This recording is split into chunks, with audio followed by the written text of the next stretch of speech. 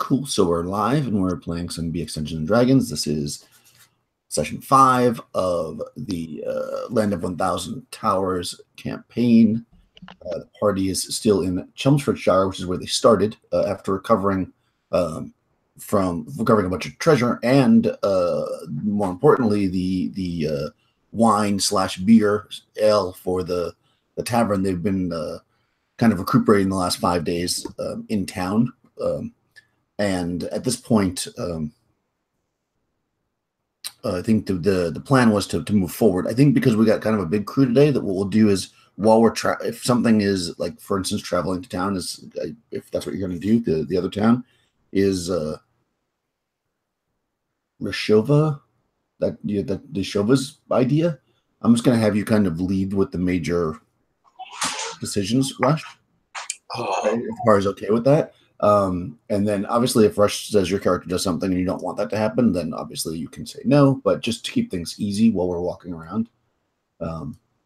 Just as far as so that every decision doesn't become, do we turn down this road or not, in a major discussion. You'll just make the choice if that's okay. Okay. All right. So, I mean, once you leave town, we'll just do that whenever there's like a quest that somebody is kind of spearheading. And I think you wanted to go to Diedrich's, which is where the tower is, and also where all the gods are, where all the gods' eyes are. Okay. In it, right? That was your plan. So in any case, let's just while we're sitting here in Chelmsfordshire at the Muddy Cup, finishing up. Now there's a new guy that does the deliveries. You guys bought the wagon from the dead guy. We didn't really discuss the money, but don't worry about that. So you now have a wagon and a draft horse, but you're hanging out there and you're making your calls what to do. But let's just roll through and introduce everybody's character. Carlos is going to come a little bit late, so he'll somehow stumble upon you on the road, and we'll go from there. So I'm just going to start with my left to make it easy. Alexander, if you want to introduce your characters so we know who you're playing, tell us maybe what you're doing this morning. There's this nice fall morning in Chelmsfordshire. I am playing Samantha Dobler, who is a halfling, and she is pretty chipper. She has green plate mail that is tinted green and has a dark green arrow that points up, which is the symbol of her god, Jeja. And I'm also playing Isidore de Clark, who is a cleric of Jeja and wears the exact same green tinted plate mail with a green upwards pointing arrow. And they are, Samantha's out there doing, having fun talking to people, and Isidore is reading. Yeah, you guys have been living in this town now, pretty much in the inn, sometimes richer than others, but you guys have been here, although Isidore and Samantha have come fairly recently. The rest of the party's been here for probably about a month and a half, so you guys are kind of almost residents in this place, so people know you, they're treating you well. You're kind of fitting in a little bit, even though this is kind of one of the lower class towns. At first, maybe they were kind of eyeballing you as to what your deal was, but you've been spending good coin, so everybody seems to like you guys. Crystal, tell us about your characters.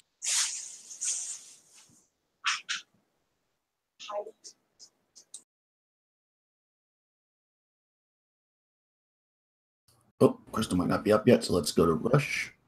No, I'm here. Oh, Crystal's here. Hello?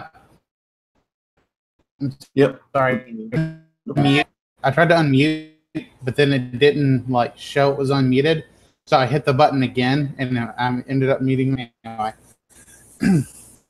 I'm playing the red-headed Elizabeth, who lives the majority of the time. She's the fighter, and she at the moment doesn't because she's had a broken foot for the past few, but she may be able to get back in this session. We'll have she's still supposed to be, but she may come out of resting if the town's a few days be rested out by the time they got to town. Okay, you're breaking up a lot, right? I think we've got a little bit of the gist of it, anyways. But it's been 5 days, so I don't know how much longer you had with the broken foot. I think you had on your other character. But After the 5 days, she still has 9 days left to go. yeah, I mean, you have a wagon. You guys can figure that out. We'll get through everybody, and then I'll talk a little bit about the mechanics of healing, if you guys want. So, Rush. So I am playing Yershova Yurievna, who is an Asian-looking young cleric who worships the god Zenit, who, as people have been traveling with her, she constantly refers to him as either the all-seeing eye, the eye in heaven, he who sees all, various things like that, the watcher in the dark, you name it. She usually stays clad in black. Typically, she keeps her face covered when she's traveling or anything like that. But, you know, during conversation, things like that, she'll uncover. She's young, tends to be fairly quiet, trying to still find her feet somewhat. And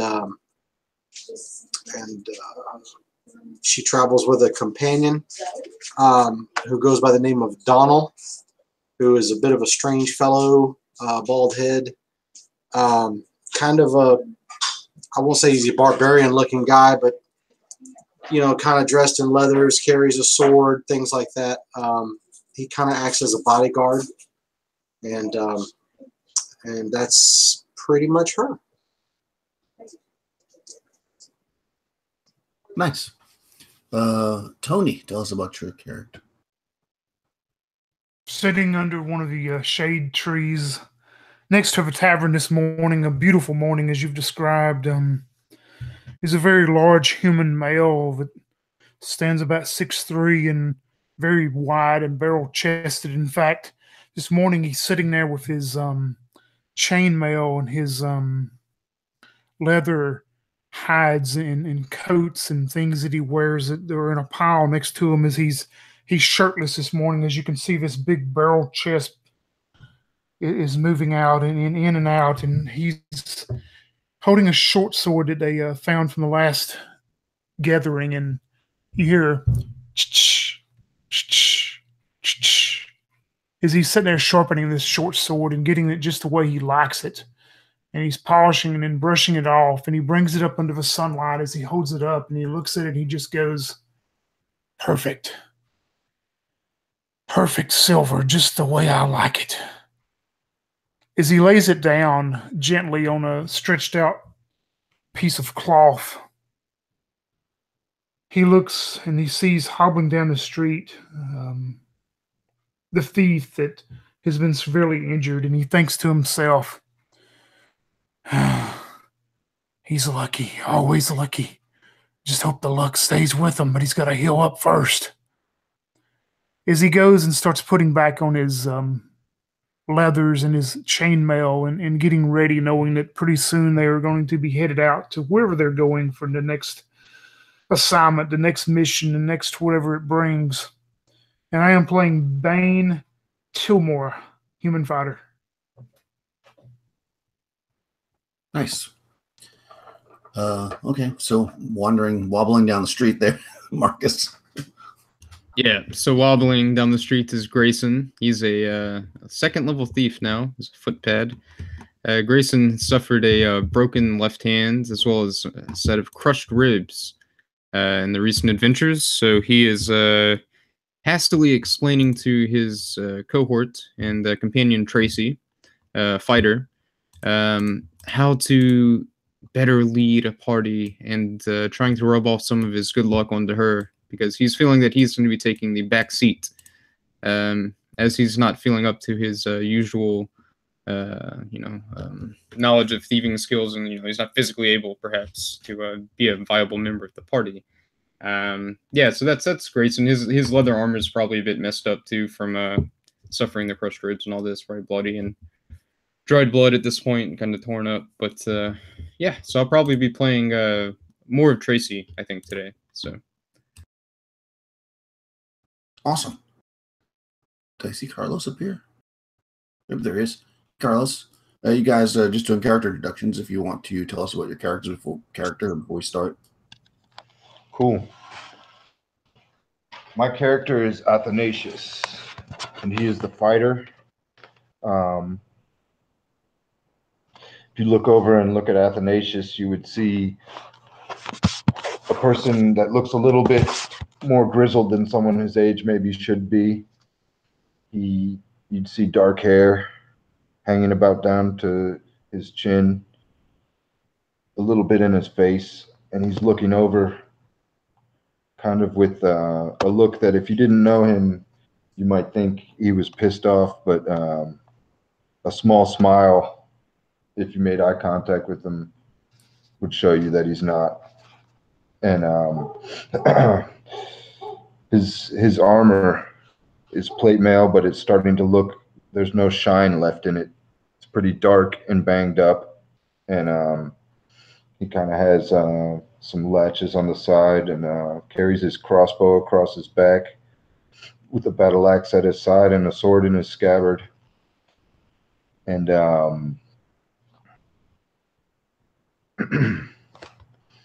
he would look over at some of his companions and just kind of give a nod and say, "Aye, how was the night treating you?"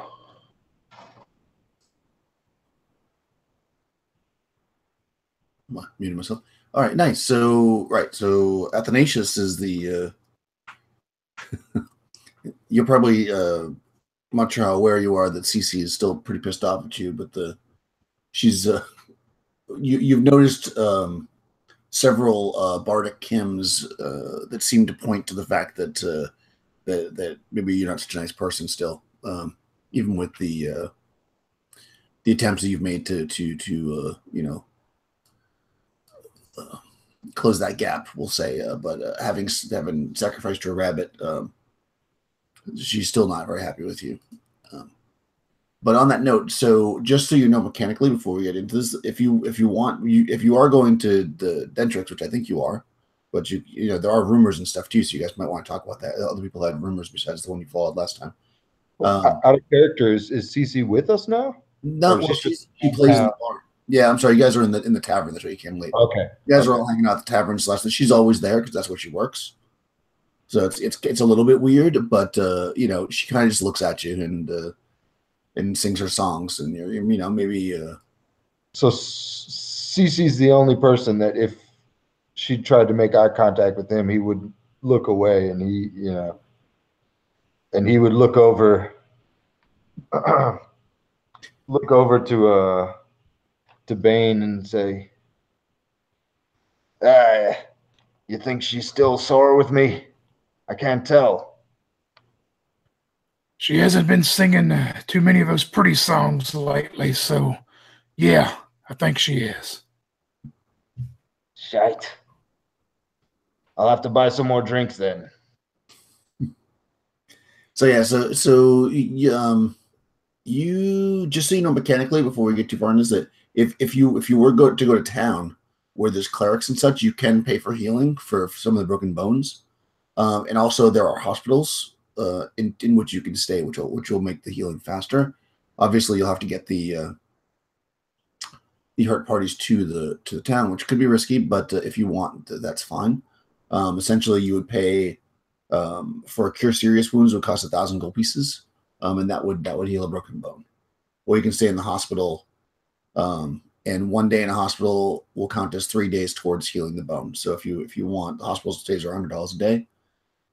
You can certainly bring your wounded companions to the main town. It is more expensive to stay there, so that's the other thing to factor in. But if you want to do that, that's fine. Like I said, you guys have there was talk. I know the priestess wanted to go to Dietrich's because you guys had recovered these the heads of these creatures that were essentially men, we'll say, made of metal, that she wanted to show her fellow priests. But there were also other rumors and stuff that you guys had, and you guys had discussed last time. But then you chose beer over all the rest of them. So I don't know what you want to do, what your major plan is. You guys can maybe discuss that, and we'll go forward from there. But right now, you're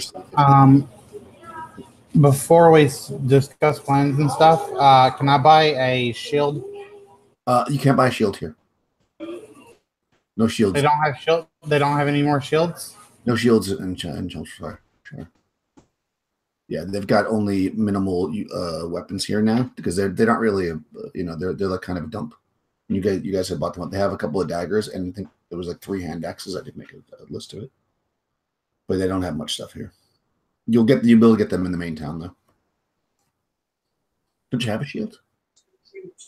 I have one more. You could carry 2. Was the roll? I had this winter one last time. So are you talking about that like out loud in the tavern where everybody would hear? Or are you just asking like quietly, like out of character completely? Sure, I'll say that Liz is saying she wants to buy a shield, but there's no shields around. What kind of town doesn't have shields? You always need a good shield. You learn to make your own. Sherva would kind of look over at Liz with her being one of the main fighters, and just mention that if it comes down to it, you can, until you find another one, if you need to, you can use mine. I appreciate it, but hopefully we will figure something out before then. If we are going to head to town today, then I can just buy one. But I still had that map to that place that guy told me about.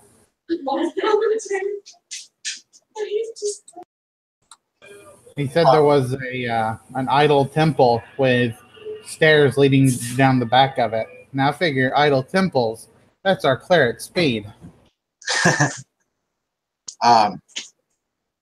Yeshurva would kind of chuckle a little bit and say, "Well, I will not lie.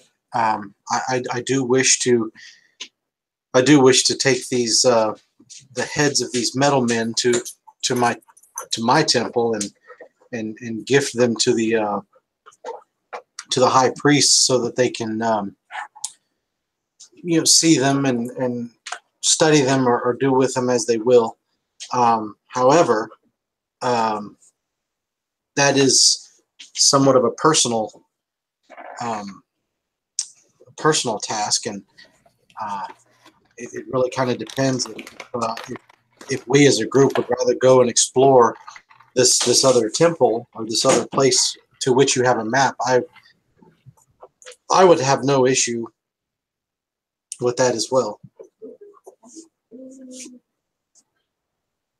Well, wherever we go, Grayson's not going to get around too well. If we go out and try to find some more those treasures, maybe we could get them to the big city there. After that, and maybe one of those temples could help heal him faster. Or he could go to one of those what's those deals? Those hospitals. Those people in the white gowns with the red cross on them. I don't know if I trust that. You don't want to leave me there? Somebody'd have to stay and watch you, yeah. I mean, if that seems like it would help, These ribs don't feel too good. I don't know if we've got enough money, though, to get you to the city right now. That's what I say. We may have to go to this little temple that Red's talking about. I don't know. It don't matter if you know me. I'll go anywhere you decide. Well, I'll leave it up to you all. My head it hasn't felt so screwed on tightly since my ribs collapsed. Just been in so much pain. So Yeshurva would kind of look toward the rest of the group and say, "Well, if it is coin we need to get Grayson properly tended, then we can try to go see what the story is with this this place that Liz has a map to.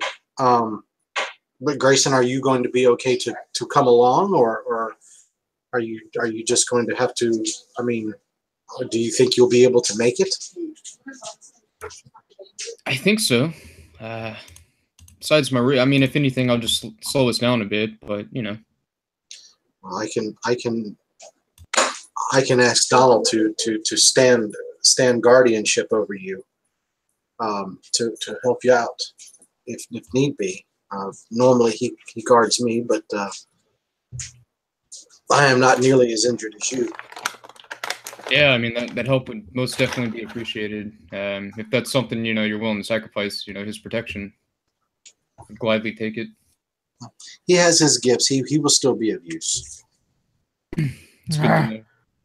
It's either go to that girl's temple that she heard about, which I think that old boy took her money and gave her a false rumor, but it's better than the rumor I heard about the cockroach man.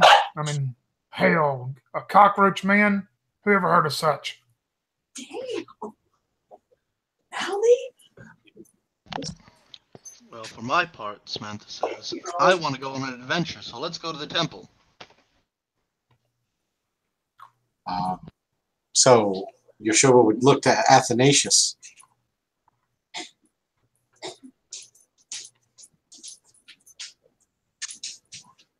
Yes, Yeshua.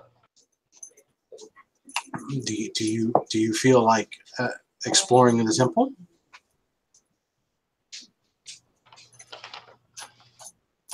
That sounds fine to me. I would prefer exploring the temple. I think that's where we'll find what we're looking for. Then it appears the decision is made. We should make for it. What time of the day is it? You're muted, bro. We're gonna say that it's like why is it doing that? We're gonna say that it's like maybe 10 o'clock in the morning. It's you guys just getting together, figuring out what you're doing for the day. I will point out too that again, do what you're gonna do. But you also have the place you've been exploring. Yes. Yeah. So there's so many things for you to do. But okay, so the temple that Crystal is talking about though is within a day's walk. It's pretty close actually. The Crystal's character is talking, I should say, Liz. It's in the woods to the south, I believe, if I'm not mistaken. Well, I think with that one being just simply a 1 day's walk, and the other place that we've been being like a 2-day journey, I think, if I'm remembering correctly. To get back to the place you've been exploring is a full day to get there, right? And then you basically have to stay overnight because it takes a whole day to get there. Yeah. You end up crashing probably. I think you get to the bottom of the mountain, then you get up there, you explore, then you usually come back. That's how you've done it. If you were to go to where she's going, you probably could get, depending on how long it takes you to explore, you could probably get there and back the same day. Okay, so it wouldn't be too late for us to leave today then? Yeah, you could leave. This guy found it when he was out doing a general hunting trip, so it's not very far. It's just off in the woods. It's basically about maybe 5 miles. Oh shit! Which you can cover, and I mean, you're going to be a little bit slow because if you take Grayson. Yeah. Because mechanically, instead of basically, and I always just factor this in. We don't play it out, but every 5 turns you have to rest for a turn. But with his broken he has to rest for a turn every 2 turns. So what that means is you'll mechanically move about half as slow or half as fast, and also that increases the number of possible things that could happen to you because time is the thing. That's kind of just so you know mechanically. On that note, before we get into this, kind of want to disturb the play once we start rolling. I want to get everybody's movement because I never know how fast everybody moves. So I'm just going to quickly go down the line, and I need to know what kind of armor you're wearing. Basically, what kind of armor is Yeshua wearing? Yeshua is wearing chainmail underneath her black silks. And do you just need my main character? Both. I need to know everybody. Donald is wearing. Hold on, my pages are separate. Donald is wearing leather. Okay. Cool. Oh, about Athanasius. You're in plate now, you said, right?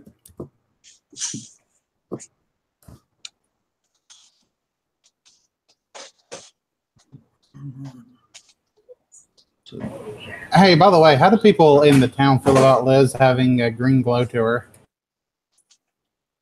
It's pretty subtle. But yeah, they definitely notice. But it's not the weirdest thing, interestingly enough. Oh, is that a real thing? In which case, Isidore wants to know all about that because green is the color of his god. Yeah, His she god definitely is- glows subtly with the green light. Yeah. So where'd you get that? Why's that going on? That's cool. Oh, if I remember correctly, there were this whole legion of these bird-like creatures.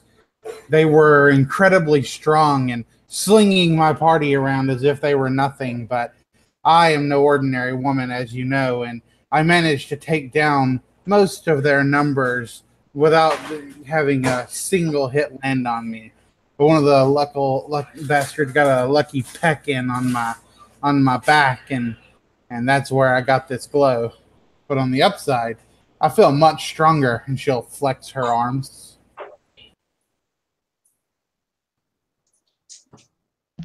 They definitely May be that you were protected by Jeja, and that's where the green glow came from, and the attack was just the trigger that caused the protection. Now I don't know about all that. What kind of armor is Tracy wearing, Marcus? Let's see. Tracy has chain armor.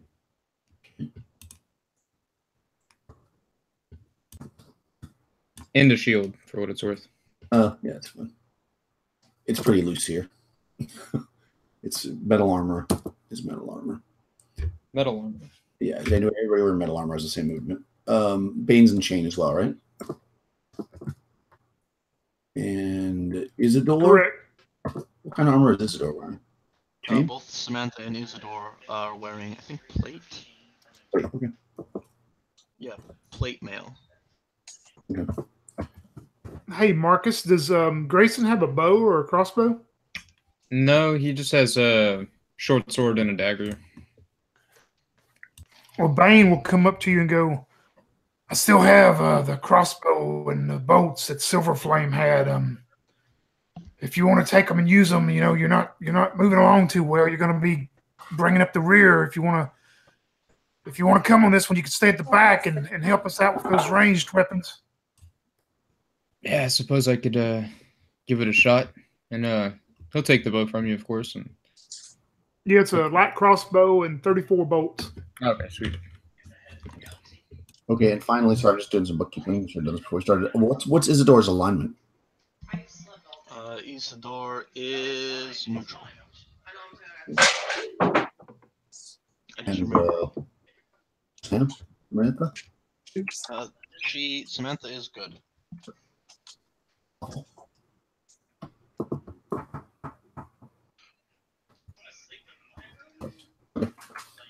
Just in case you run into any magic swords or anything. All right, so line. You're following the treasure map that Liz has. Yes. And I'm actually gonna draw out the map as we go through the temple tonight as well. Okay. If nobody else has a problem with it, I don't. As long as somebody does it. All right. So rumors. Let me see exactly what you were told and what map you have, because I don't remember. Cave around here with an altar at the bottom. That's the one, right? Yep, you got the thing. Okay, perfect. All right, give me 1 second to see what's going on with that.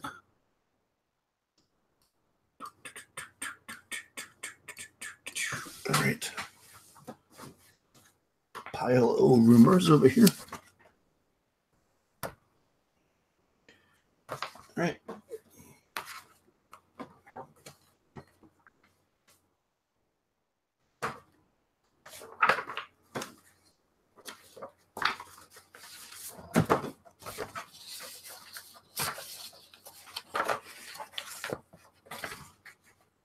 Cool. All right, right. So you heard that there was a cave or an entrance to a temple, he believes, because he saw an altar at the bottom, right? That's what you were told, and you have a map to it, it says here. Is that correct? I have a map to the location, yeah. Fantastic. Okay. And it is only less than a day's journey, a few hours into the woods. So you're all heading out. Is anybody staying back or is everybody coming? I'm going. Tracy will be going. Is Grayson going now or no? No. Did you say yes or no? Grayson, no. No. Grayson's going to stay behind. Okay. Yeah. Anybody else staying behind? How about Lucy? Is she coming or is she? She'll stay behind. All right. So the party is Yashova, Danelle, Athanasius, Liz, Tracy, Bane, Isidore, and Samantha. Yeah, small party. All right, good. Here we go. Off you go. Let's get a marching order. First, we'll do 2 by 2, and then if you get skinnier, just like I always do, we'll narrow it up. But who wants to be first? Tracy. I'm sure Bane will be up front with somebody, whoever else. Yeah, Usually it's Tracy will be up there. Tracy. Yeah. Yeah, Liz will lead the way as usual. I mean, if that's okay. Or she'll at least walk next to Bane. Okay. Better lead the way. I guess me and Tracy go in second, right? Okay. Cool. That works. How about third? Who's behind Bane and Tracy? Yashova and Donald will step in there. Okay. Yashova, Donald. Okay. What about where's Athanasius and Samantha and Isidore? This Athanasius, well, I'm not the stealthiest, I'm not the quietest walker, so I would probably take the rear and sure that everything stays clear there and try not to make too much noise. Okay. So then Isidore and Samantha are in front of you. We'll be second to last. Okay. Honestly, realistically, Samantha probably ranges around talking to people. Right. I mean, it's more just for mechanics. So Liz and then Bane, Tracy, Yashova, Danelle, Isidore, Samantha, and Athanasius. Yeah, I mean, when you're walking around outside, you're probably spread out anyways, but this is more just so I have you, just in case anything happens. All right, so Is Alex's volume low for anybody else, or is it just me? Yeah, he's a little soft. Little Okay. low. I just have a soft-spoken voice. Okay. Well, it sounds like you're far, far away or something. I don't know. I can get him. Huh. Okay. No, he definitely sounds. Anyway, It wasn't like that before for me now, but when you just mentioned it, it was. Oh, you drew the attention to it, Tony. it's my fault. Well, no, you definitely sound softer than you normally do. I mean, Alex, but it's not so much I can't hear you. So, in any case, off we go. Okay, so you guys are heading south following the map. You basically head out of town as normal, kind of down that road, which you've walked many times before, somewhat in the direction of the main kind of adventure site that you guys have been hitting towards that where you originally, the Motars had raided that wagon. There's still a husk of a burnt wagon on the side of the road there. And shortly after that, you kind of cut off the road to it's basically a game trail that, hunters follow in order to track. And you're heading through the wilderness. And Liz, go ahead and roll a d6. See if you guys run into anything in the woods. Where's my woods?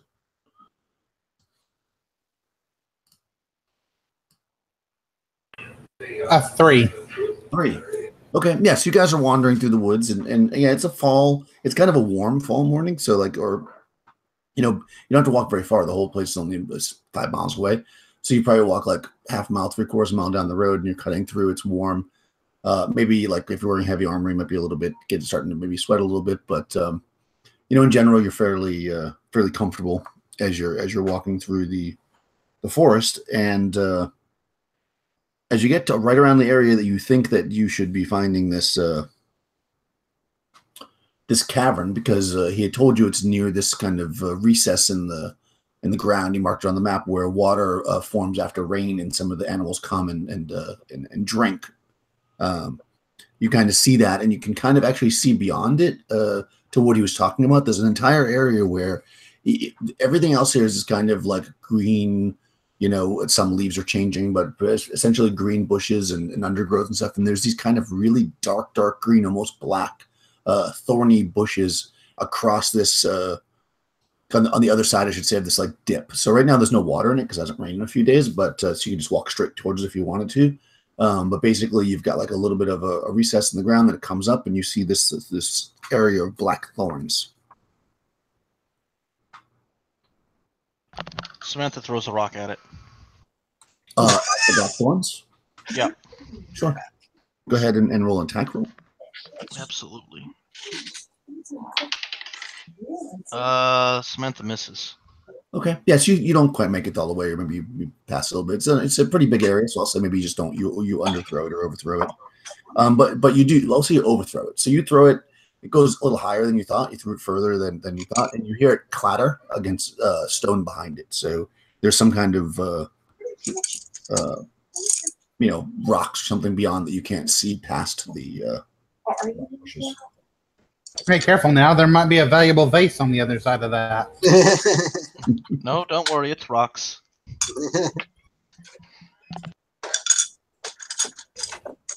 All right, Liz is gonna get out her shield, and she's gonna have her hand on the hilt of her sword as she approaches this bone wall. Bone. Isn't that what you said? That it was bones? No. Maybe you said stone, and I heard bone. Well, now that you said it, Your bones will be there. He's like, hey, that's way more no, it is black thorny bushes with there's some stone behind it. You believe now because you heard the clattering of the rock. Yeah. So do you just walk right across this kind of area that normally fills with water? Or do you go around it? Like how do you want to approach the bones, the thorns? Now you have the same bones.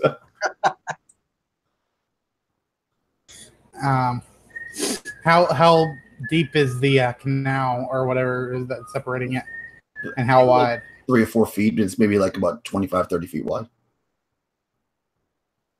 It's just like a small recess. Okay. So we could walk through. Like, does it look dry? Like it hasn't rained in a while? Yeah, it looks like it's fairly dry. I mean, it's probably softer ground than the rest of the ground around you because the water sits there. But yeah, it hasn't rained in maybe 3 days, so it's not full. Okay, I will. Yeah, I'll start by putting my foot on it and see how much I sink in. Okay. Yeah, so you take a step forward and step on it. It definitely feels a little slippery because it's kind of going down, and this area is a little more muddy, but you don't really sink in very far. Quarter of an inch. You leave a footprint, basically. Okay, well, in that case, then Liz will continue to walk and make plopping sounds as she takes her foot out and puts the next one forward. Yeah, you're kind of like, exactly. You're like slotting through and you're leaving footprints. What's everybody else doing? So it's nice and muddy and fun. Mm-hmm. Yeah, Samantha walks through it and Isidore goes around. Okay. Who else is walking through it versus going around, I guess? Is anybody else walking through it, or everybody's going around? Yeah, Bane just moves straight through it. It don't affect him being dirty and wilderness. Nice. Yeah, Tracy's going to walk through it following Bane's lead, I guess.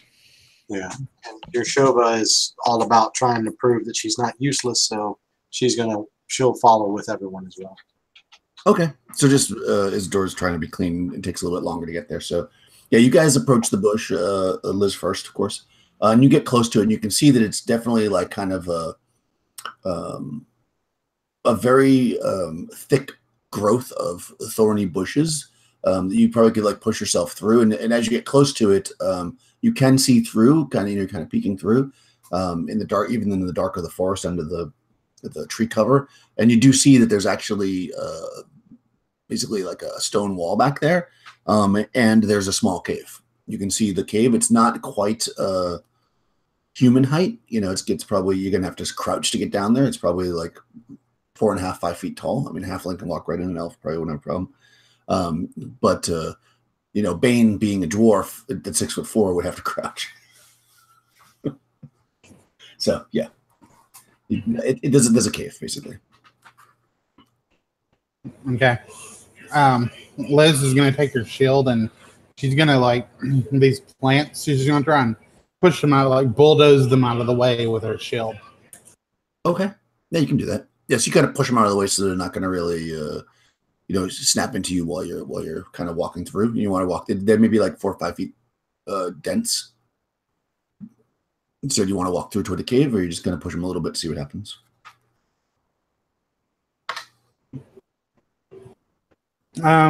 She's just gonna push them aside and start walking towards the cave. You do so. So you guys see Liz start to walk in past these. You know, she's pushing them out. They kind of you don't really break them with the shield. You're able to push them out of the way, but you know, they kind of start to come back around you. So you're somewhat in the thick of it, if you will. But you get to the cave fairly easily, and you can kind of see that it's again about 4.5, 5 feet tall, and it seems like it slants down, and it seems kind of wet inside. But it's a natural cave, from what you can tell. Like how wide is it and how deep? It's roughly it's roughly 10 feet wide, like 8 to 10 feet wide. It's not perfect, and it slants down pretty dramatically, but not so much that you don't think you'd be able to walk on it.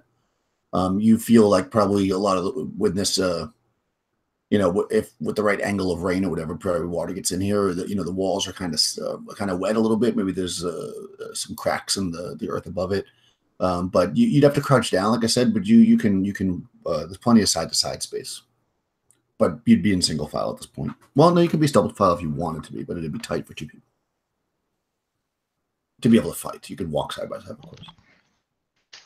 Well, Samantha was pretty eager to get in there. It's just tall enough for her. Yeah, so you can look in and you can see that Liz is on the other side of these kind of thorn bushes, kind of peeking into this cave. It is dark in there, so you can't really see much. You just see a few feet in, especially since the canopy of trees is making it dark in general in this area, even though it's only about maybe like 11:30 in the afternoon, maybe 12. Well, if no one goes through the thorns immediately, Samantha will definitely just push her way on through. How tall did you say the passage looked to be again? About 4.5, 5 feet tall. Oh, okay. Oh, Bane's gonna have an issue.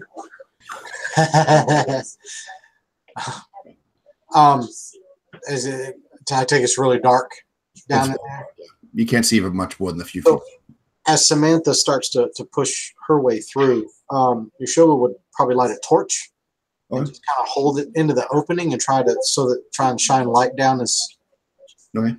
You're going to go through the thorny bush to get to the opening? Because you got to get to it. Yeah. I'll get right to the opening and like hold the torch in. Okay. Nice. What's everybody else doing?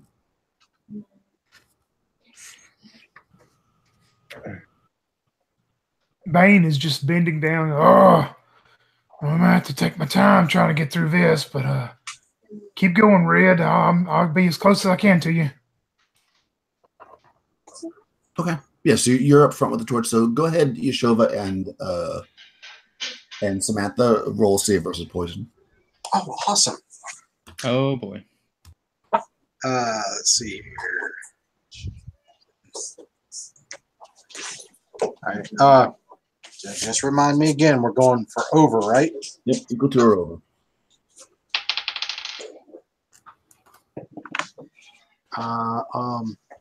Well, shit. I got a 7 out of 11.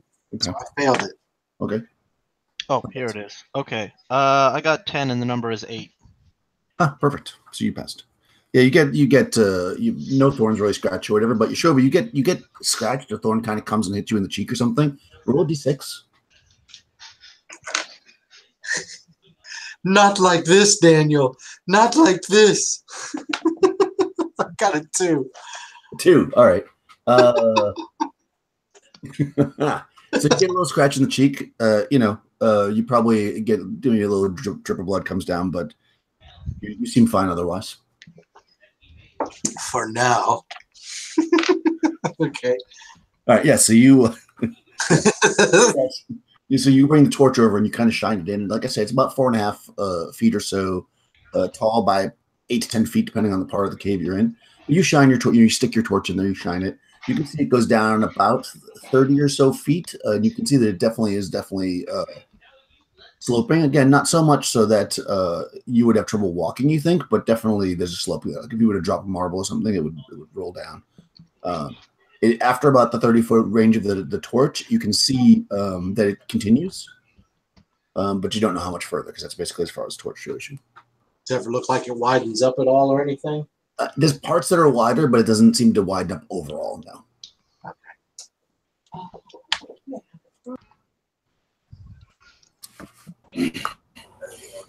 Okay, so I'm sorry. No, it's very damp, I was going to say. All right. Let's see. So Liz is going to ask if there's anyone willing to come hold a torch out, like right behind her, basically, or like as you shove her right behind her. Samantha very much wants to hold the torch right behind you. There you have it. I'll pass my torch to Samantha. And she'll get almost uncomfortably close behind you. Okay, so yeah, I will begin to walk down, have my shield like sort of up, like like I'm ready to take on anything at any moment. Liz is gonna go ahead and this is stupid one. So no, I'm not gonna take out my sword yet. I'll just carefully move along the path with Samantha right behind me, lighting the way. Okay, cool. Yeah, I mean it's a fairly narrow areas, and it kind of turns and shifts a bit, but the torchlight is flickering out off ahead of you, and you go down, you start to move forward, and you can see that it definitely keeps going. So you travel down to around the area that you could have seen before, the 30-footish area, and you do see that it kind of opens up now. You couldn't really notice it before because it was at an angle. It opens up into kind of a 10-foot wide, like easily 10 to 12 foot wide, by 10-foot wide kind of room, if you will, off to your left. Though it's empty, it's just kind of a bubble in the passageway, if you will. And then if you were to continue straight forward, it seems like once you get that far, if your torch now reaches out and you can actually see an archway that is not natural. It's definitely a made by intelligent creatures archway. Which is actually the cave starts to level up and it becomes 8 foot tall. You see an archway with a door in it, and the archway has some strange runes, kind of carved in all around it, and the door is made, you believe, of some kind of copper or something because it's very, very green. Well, you can tell that it's metal, and it looks pretty beat up, and it's also open a bit. Samantha throws a rock at it. Okay. Yeah, it rings out very loudly, like a bell. Bing. Okay. So, just to clarify, it's about 60 feet before we from the entrance before we reach this area. Yep. All right. Okay. And all right. When I hear that ringing, I'll say, "Quiet, not so loud. Don't know what might be around hearing us." Yeah, but the door doesn't come alive and kill you, so at least I saved you from that. True that. All right. And with that, kind of shout back. I'll say back to the others, like, a room up here. There's a doorway ahead. It looks like my money wasn't misspent after all. If you turn, There's definitely something to all this. you turn to call back to the party, and go ahead and since it was Samantha who threw the rock, go ahead and roll a d6 to see if you're surprised. Awesome. No Liz isn't surprised. Samantha is not surprised. She's looking for this, and I rolled a 6, so I don't know if that's good or bad. No, you're not surprised. Okay, so well, it's not surprised either. You may have been. But, so you turn around, Liz, to call out, and you actually see, which is kind of you're a little bit blinded because you're looking through the light now, but you actually see it looks like the ground is moving from that area that was off to the side. The rock seems to be moving and coming towards you, and it reaches forward with a pseudopod. And go ahead and roll initiative. You're going to attack, actually, Yashova, because she's in the back. So you can roll initiative, Yashova, or Rush. All right. But I just rolled initiative and I had a 6. Well, I had a 2, so there. Okay, so it's simultaneous. Okay, so you can go first, though. So you see this thing. It's reaching out. Like, it's basically almost the ground is moving towards you, and then it reaches out with its pseudopod. And it's right in front of you, Yashova. So you can just. Does anybody want to? There's not really anywhere to move unless you want to move through the door. Or you want to run over it. I guess it's kind of blocking your way. But does anybody want to move? Well, I imagine the people outside want to get inside. I want to move. Yeah, Tracy wants to get in. Okay, so you all rush through the thorns, and everybody can make a save versus poison. Yeah. As they're doing that, Liz is going to say, "Stay back, small one," and she's going to kind of push Samantha towards the back as she pulls her sword out and runs towards this pseudopod. Okay. What's Samantha doing? Is she moving or? She's allowing herself to get pushed back, and she draws her bow. She drops the torch on the ground, and she draws her bow. Okay, roll a d20. 18. Oh, you're so lucky. Okay. All right, fine. The torch hisses when it hits the ground, but does not go out. Okay, so what about you, Shova? What are you doing back there? Well, if it's right in front, do we have? Does Donald get an opportunity to use his? Donald's not there. Oh, I thought he was with You you. guys are 40 feet into the cave. Nobody else said they were going. There's 3 of you. Then she's gonna swing at it with her mace. Okay. She's terrified. All right, perfect. So everybody that's outside that's running in now, make a save versus poison as you rush through the thorns. All right, well, Donald made it with no problem. Okay. Tracy passed. Perfect. Yeah. Isidore is fine. Cool. All right. Just let me know if you failed, I guess. All right. So you guys are it's going to take you. You can only move 20 feet in combat. So you're 40 somewhat feet away. So it's going to take you 2 rounds to get there. But I will keep track of that. Carlos, you failed your save versus poison. Roll a d6 for me, Carlos.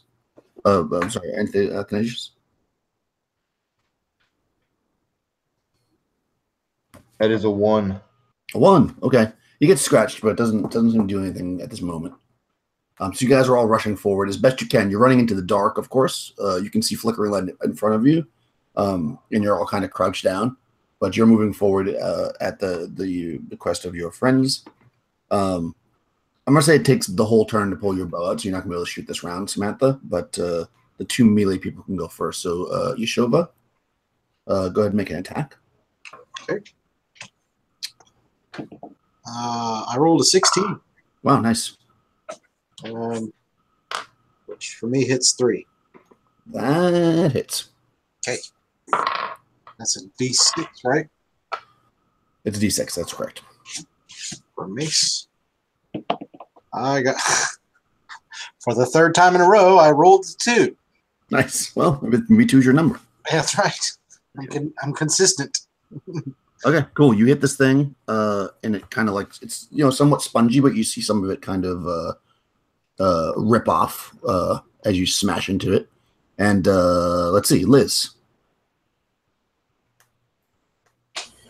Okay, Liz has pulled her sword as she charges to uh, to her attack, and she'll miss as she swings at this tentacle thingy.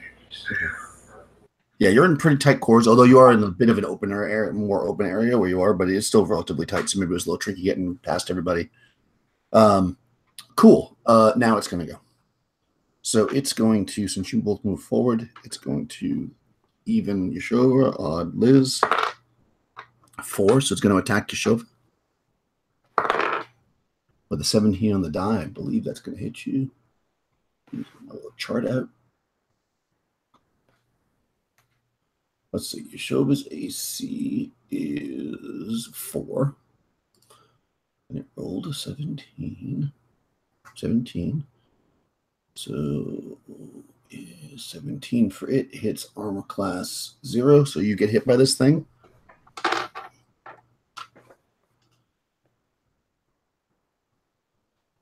Okay, so it sticks onto you with its pseudopod, doing 12 points of damage, which probably kills you. This is to me? Yep. Oh, shit. Yeah, that's pretty, yeah. Okay, so Are we doing the roll a d6 thing again? yeah, we are. How many hit points have you got? Yeah. 6? Okay, so you're -6, so that's not going to be good. So roll a d6 while I pull up my acid chart. No. See, I would have been level 2 if I'd been able to make last week. All right, roll a d6. I got a 3. Nice. Here, low is better. So, but oh, okay. right in the middle. All right, so you're 9 on the acid chart. You are severely burned by this acid. You don't take any actual damage, but you're going to take no hit point damage, I should say. So roll on table B4. So where's table B4? Table B4.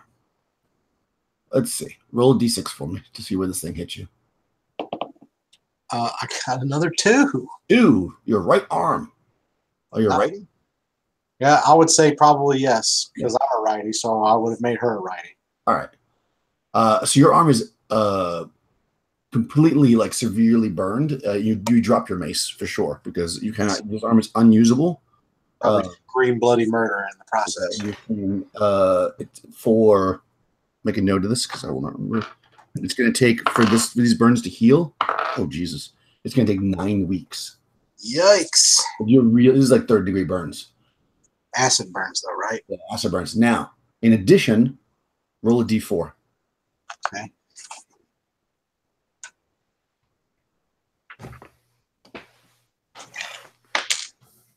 That's a 3. Okay, you also permanently lose 4 points of strength. Oh shit! Okay. So you're hurting there. Permanent, right? In addition to that, your armor is basically being ruined by this thing. It's eating through your armor as we speak. So cool. All right, and that's even when my arm heals. The strength is still gone, right? That is correct. Okay. There are spells and stuff that can take care of that as you guys level up if it becomes worthwhile. But at this moment, yes, gone. Now, and this is you're basically training your other arm. Your arm is never going to be fully healed. That's why you permanent strength loss. Like you're going to basically become fighting with your left hand. Like you can't use your right arm for combat ever until maybe magic or something could heal it. Okay. You are -4 to hit if you're using your other arm to fight. So yeah, in addition to the strength minuses you may have now. In addition to the strength. So if it's a 7, it's a -1 or 2. Yeah, it's like -1 or something. So it's a -5 total. Yeah. Woo! Yeah, you're not going to be very good at melee combat right now. Yep. Speaking of that, let's roll initiative. Yeah, initiative. Sorry. I got a 4. Okay, you guys are going to go first. You guys outside are still running forward, I guess. Samantha's going to do a missile shot, though, right? That is correct.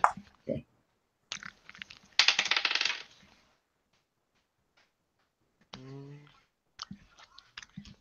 I need to double check, but I think I hit AC 2. Okay, that should hit. The thing's pretty easy to hit. Let's see. I get +1 for missiles. Yeah, AC 2. Perfect. That definitely hits. For 2 damage. Nice. Okay. Your stone or arrow sinks into this thing and starts to sizzle and melt away, but it definitely causes some damage to it, you think, because it kind of screeches. Okay, so I'm assuming nobody was moving besides the running people. If that was wrong, or casting spells, I didn't ask. I don't think anybody can cast a spell at this point. So you've got Yashova and Liz in combat with this thing. You see this thing on Yashova's arm right now, just attached, like it's burning away your arm. What do you guys want to do? I guess you dropped your mace, Yashova. Yeah, I dropped my mace and then probably screaming my bloody head off because holy shit. So I would imagine that it would probably grabbing the mace with the other hand. Is that going to use up my action or? No, you can grab it and hit with this round. You'll be -2 to the attack, so that'll give you a total of -7. But well, I'll do it. Screaming at this point, it's more of a survival instinct fight more than anything. For sure. So yeah, I rolled an 11, so no, that's not gonna. That's going to be a wild miss. Yeah, you swing wildly and miss. How about Liz? You see your friend being roasted. You smell burning flesh.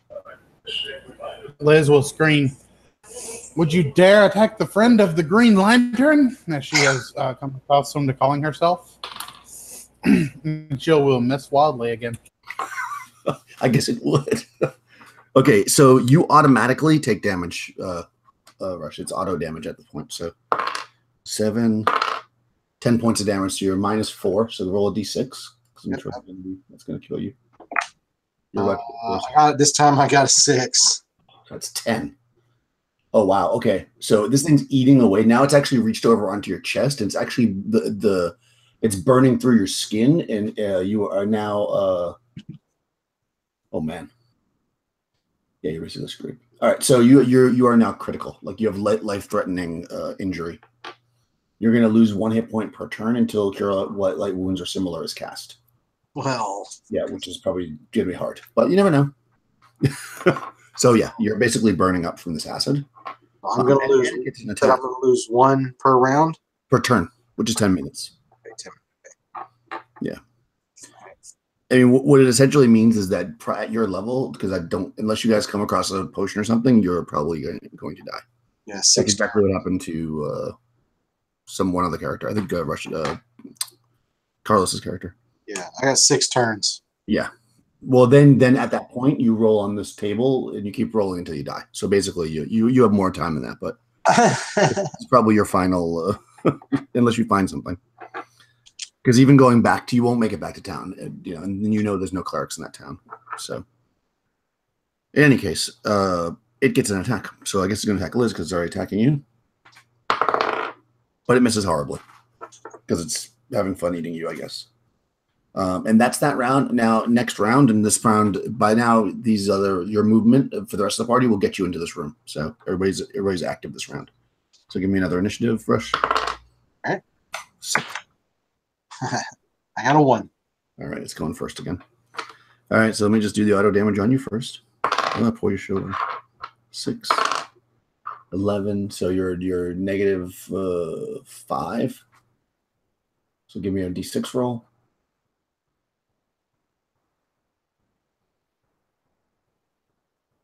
Rush. Sorry, I was muted. This time I got a 3. Okay, so that's 8.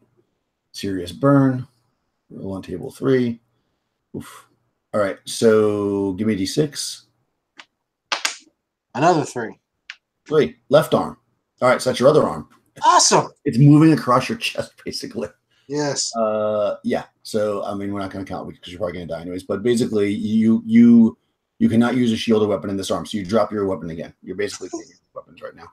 So I'm just going to collapse back against the cave wall and just.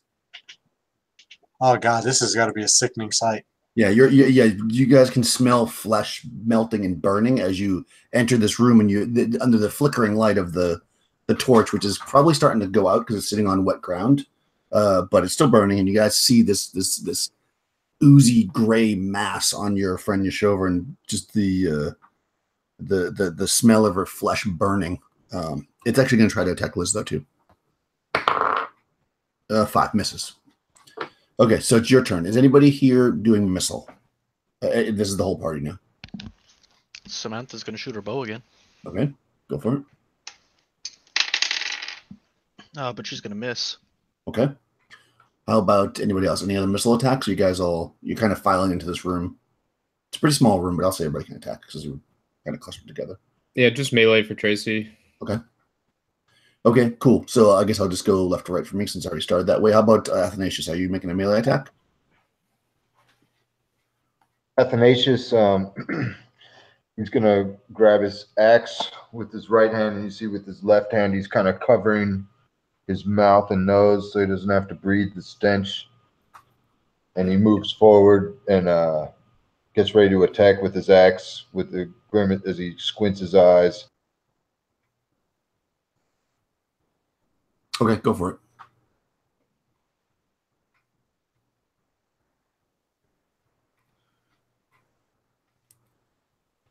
That's going to be a total of 13. It's you guys are going to need an 11 to hit this thing. Modified 11. Alrighty. In between. So that's 7. Wow. 7. You come down hard on this thing, and actually, like, you cut it, like, you slam it, and part of it just falls away dead and kind of crumbles into dust. But there's still part of it on. We'll say that was the part that's on Yeshova. So it kind of falls away. The stuff that's on you, Yeshova, is no longer burning you. Because it kind of like crumbles into dust, but you're probably sitting on you're still in pain, of course, because of all the burns. But that part falls away. Well done. Liz.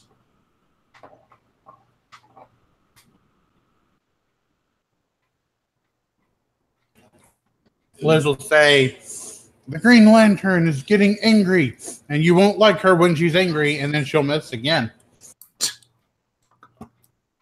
Okay. Yeshova, you can't really attack. About no, Donnell's doing so is he doing psionics? Should I skip you? Yeah, he can now. Do it now, yeah, I'm sorry. That goes first. All right. Now he's going to be super pissed. I can imagine. So remember, you roll a d6. You need a 1, 2, or 3 to activate it. I got a 4. Okay. I rolled 2s and 3s all day, and this time I rolled a 4. Yeah, so you're trying to get it going, but it's not happening. Nope. We have to do this session. You're out of practice, Bane. Yeah. Bane doesn't say a word as he's running into this scene, and he sees how badly hurt Yer is. And right before he reaches her, he puts his hand axe in his belt, and he's still holding his shield in his left arm. And of course, her being as tiny and petite as she is, he reaches ground and just grabs her in one arm, and he whispers in her ear, "You will not die in the darkness." And I'm going to pick her body up and drag her back out of the cave. Is what I want to do. Okay, you can do that. And how about And I one last thing, I scream at Red and I go, "This is what your damn coin bought us. More death." Okay. Yeah, for sure. You definitely can do all that. You're dragging her away. You're still kind of in the cave this round, but you can get her away from the ooze. Yep, that's what I do. I'll pull it back as far as I can. Yeah, and since I said that the stuff that was on her crumbled, it doesn't like try to attack you while you're doing it anyway, so you're able to grab her no problem. And Tracy. Yep, just trying to do a melee attack. So let's see. 16. Oh, that definitely hits. And 6 damage. And Tracy comes down with her sword. Yeah. At the piece of ooze that's still on the ground. You hit it, and when you do, the thing just turns to dust. And interesting.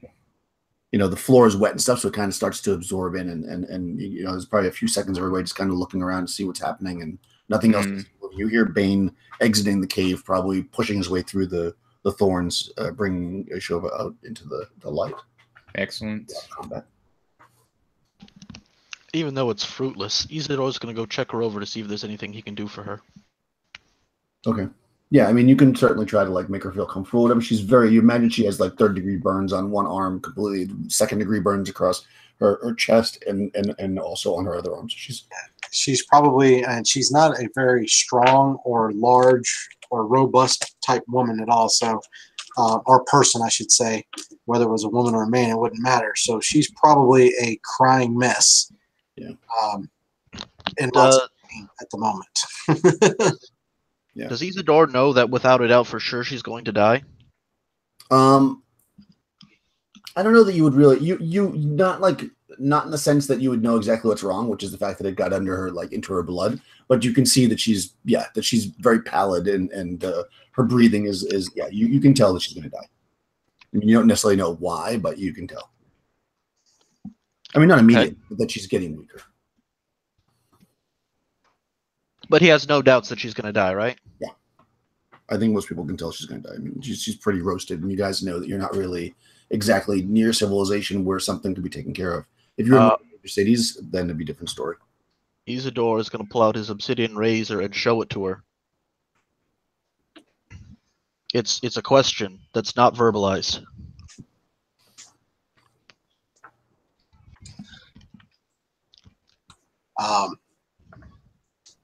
She would probably look at it, she is very wise, and she kind of looks up at you and to, I guess, Bane and Liz and Athen, the other warriors of the group, and asks, has it come to this, that it is this bad? Isidore nods solemnly. He looks very serious. Aye. 'Tis very bad. 'Tis horrendous. Yeah, she looks worse than that rabbit looked after it got hit with the... Oh, the rabbit! Are we still fighting the creature in the cave? No, it's dead. I don't know if you came out or not, but I know that Bane rushed out and is... Oh, well, if it were dead, yeah, I would definitely rush out. And as she looks at me, I will bend down and I will say, and I will pat her shoulder that is not burned. And oh, well, never mind. I won't touch her at all. I'll just bend down and I'll say, "You're a very brave and capable companion." All right, I've been a very brave and capable companion. I wish we could keep you around longer. But I'm be like, oh, and she says, but you will be able to see your gods soon. And you'll be able to watch us from the glory land as we continue to conquer and gain fame and infamy. And we shall visit your god and give praise to your name. Isidore is going to put his hand on the side of her head and move her head so it's looking back at her and gesture with the razor again. So all Yashova's going to do is use what's left of her hands to try and like pull her holy symbol out, which appears to be an iron amulet that vaguely in the shape of a what looks to be a smith's hammer and a farmer's sickle, and she just kind of looks and say, do what you must, but if you take the heads of the metal men to the temple of Zenith, will you please give them this and tell them that I died in service? Isidore nods and says, "Of course. I would do nothing else." And then she would just kind of turn her head, and she said, "Thank you," and then just kind of turn her head and just kind of look off somewhere else until the deed is done.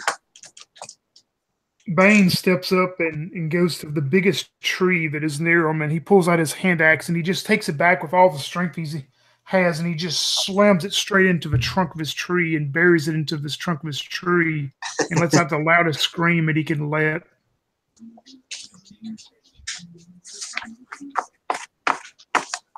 All right. And Isidore puts the blade in a gentle place that will bleed very rapidly, but not hurt when it gets cut. Okay. Yeah, you do. Probably like on her neck or whatever, and she slowly drifts off consciousness as the party is kind of gathered around. Except for Liz, who's fighting the monster. Well, damn. I really like completely this dead. character too. Did you die already? Oh, really? I'll have you know I made it through 3 sessions. Thank you. Where has she and Crystal been for the past 15 minutes? My wife's like, did you die already? I was there. I was telling her. I was there. I was telling her that she's been a great companion. Oh yeah, no, it was. Bedside manner's a little weak, but you're a warrior woman. I would expect nothing less. Isidore's going to sprinkle salt. This is on all her. the cool shit we're gonna do when you die. Hey, we don't have to go to the city now. No, you don't. You No, don't. Isidore has to. Isidore Well, he is. doesn't have to. Yes, he I'm not does. thinking that he would. So, Yeah. all right. Well, I am definitely keeping this one around for an NPC and a face-to-face.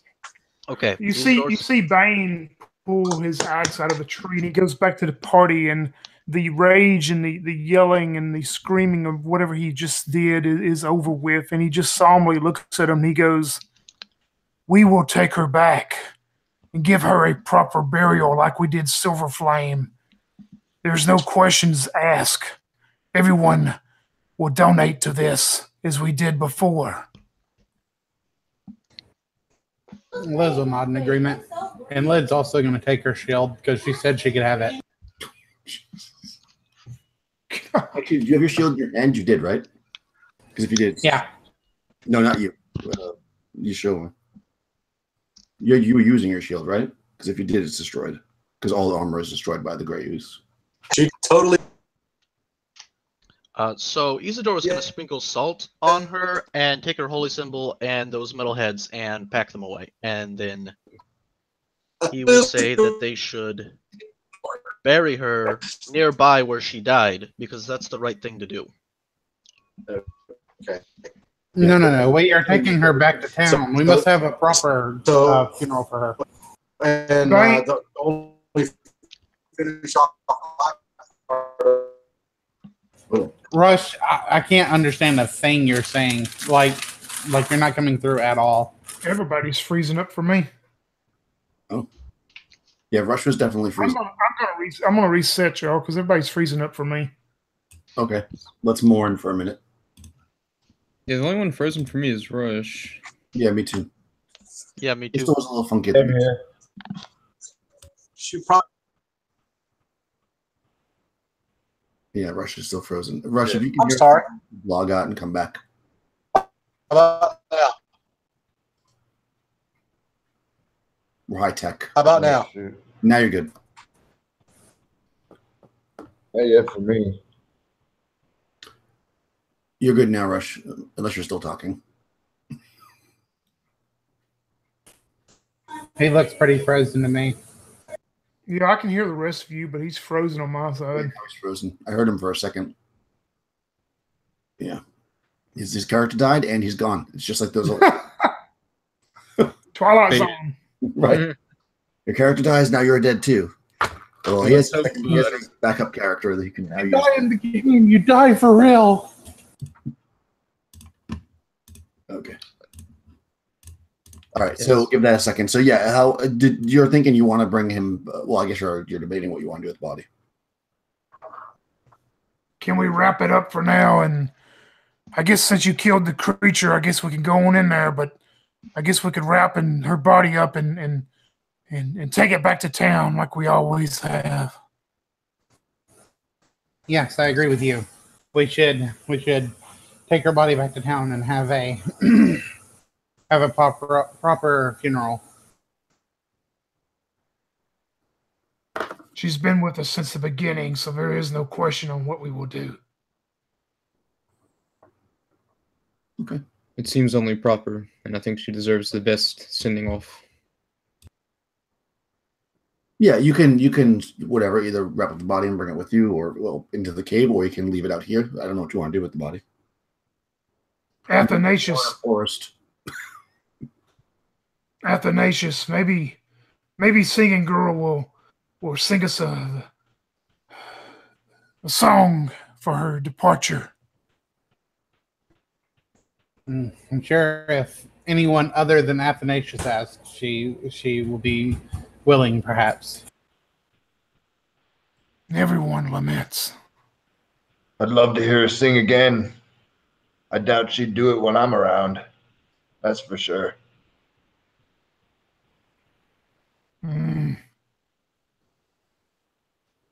Okay, so do you want to take the body back in with you, or you want to like leave it out here? Like, what do you want to do with the body, or are you going back to town right now?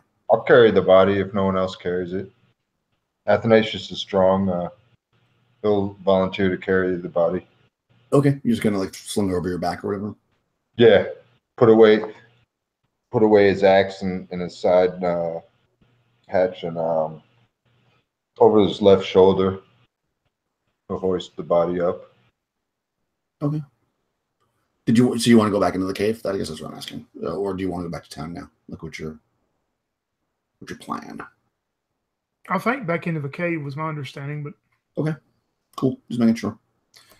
I'll say between everybody like rushing through the bushes and everything, because of the sound of combat, now they're like smashed down enough that you can all just kind of walk through without any fear of getting any cuts or whatever.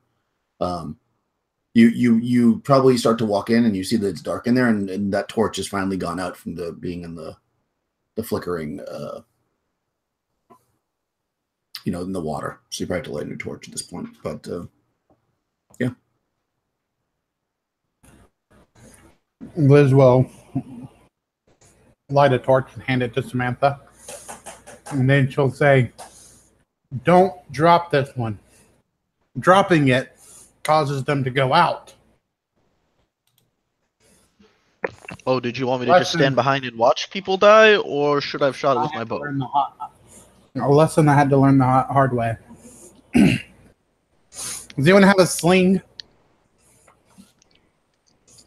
What do you need that for? Give her a sling. She could use a sling with one hand and hold a torch with the other. You can have my sling, my lady. Samantha giggles at you because that was funny.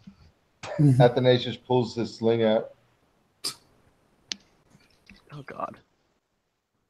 Yeah, Tracy turns away, doesn't look. Okay. Yeah, you could, I guess, use a sling. I mean, it's going to be a little awkward putting a stone in it, I suppose, but you probably wouldn't have to drop the. Because you can fire a sling, you can use a sling with one hand once it's loaded. So also you can hold a sling and a torch at the same time. Why not? You can probably already start with the sling stone in it, even. That way you're ready to go. Okay, so you're going back in. Let me cross off. You show over from the list. Okay, everybody's going back in, right? All right, so you guys, you go back in. Real quick, is this better? That's better.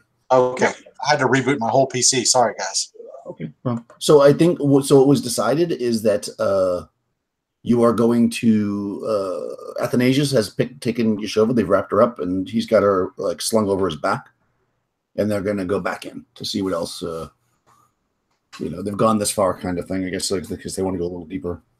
Yeah, no, I'm cool with that. Donald will be.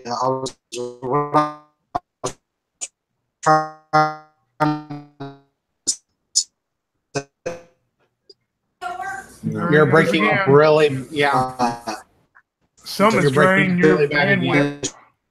Your bandwidth is being drained bad. Part of it. All of course, going to be extremely. It sounds like he's trying to curse us in Latin. All right, on it. Y'all go ahead. All right, yeah. You may want to turn off like your video feed or whatever. Okay. So Donnell is having a possession. All right, so I'll put him in the back of the party for now as you guys go in, and when Rush gets back, he'll just join the party. Okay. So you guys move back in with your torch, and you're gonna move down to that door. Again, it looks like it's probably was made of copper or the like, because it's very green now, kind of green and with not mold, but like, you know, complicated screen, filigree, I guess is what they call it. So you get down to this door, and it is a crack open. So what would you like to do? I guess this is The doors are crack open. Yep.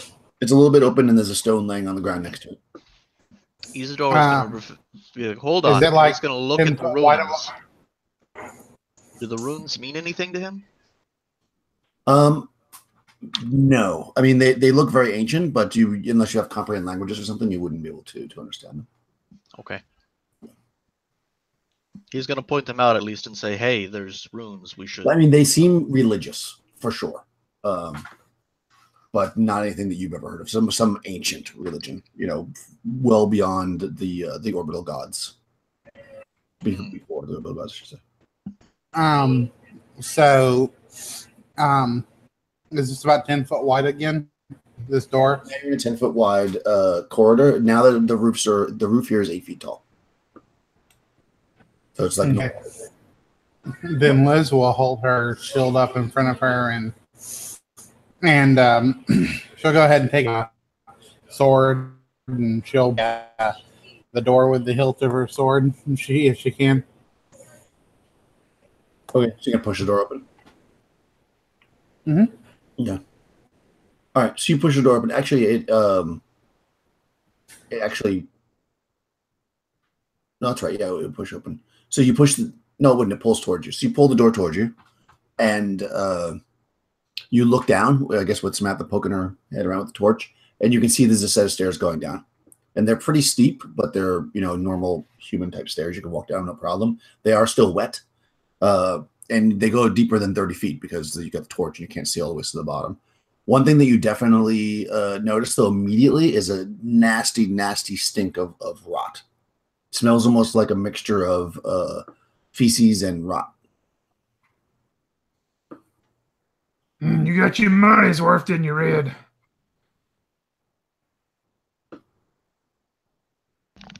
Isidore puts his hand on Bane and says, it's not her fault. No, Liz will just chuckle and say, I did indeed, old friend. Looks like certainly the payout from this will be... Lead on, the smell don't bother me that much. And Bane reaches down, he picks up that small pebble and rock that was there by the door, and he throws it back to Smash and goes, catch! You may need this again, little one. She catches it. Cool. Isidore is going to take a strip of cloth and put a little bit of salt in it and wrap it so that the salt part is covering his nose and mouth. Okay. That helps a bit. And he will do the same thing and give it to Samantha. Actually, he'll probably tie it around her face for her because her hands are full. Right. Look at these smart ones. All right, and you're walking down the stairs?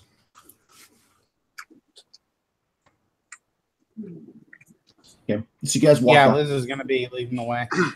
As you walk down the stairs, it actually doesn't go much further than your torchlight was. It goes about 35, 40 feet. So as soon as you start walking down, you actually see the bottom.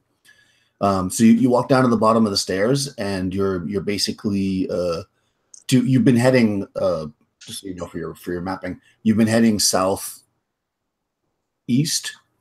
When you get down to the bottom, there's a passageway heading directly south, which also has a set of stairs, and there's a directly to your east. There's a statue. It looks like it's some kind of a humanoid, although it's so old and it was made out of stone. Then it's decayed, so it only looks like it's like the shape of a head, and like you see the shoulders, but there's no detail on it whatsoever. But it is a little shorter than man size. And to the east, you see it opens up. It looks like it opens up into a room, kind of like to the northeast, if you will. Like the statue's to the east of you, and just like beyond it is a room. You have to go past it. And your torchlight is flickering into that room. It is wet in there, but you can't see much because the room is very big. Like you within 30 feet, there's nothing. Okay. I'm sorry. One more time, Mike. When we get off the stairs, it going opens south. up into a room immediately.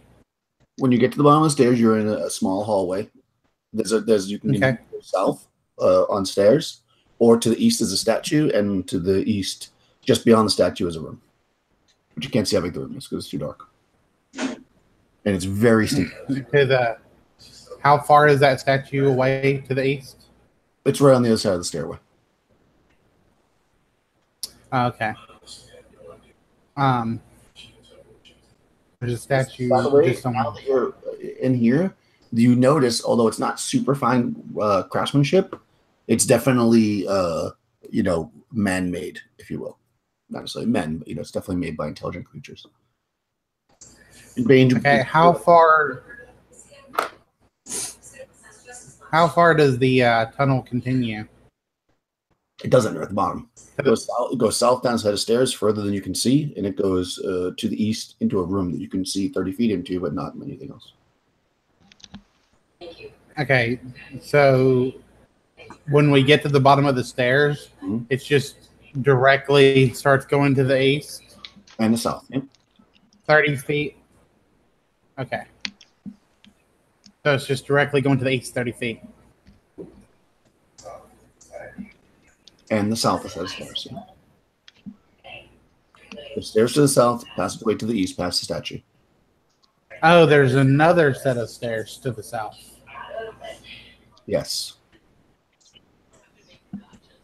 Okay, so you're hanging out in the hallway.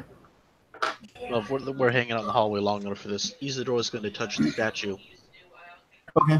It's some kind of like natural stone. It doesn't feel like concrete or anything, because there is concrete in this world, where it's kind of in the future.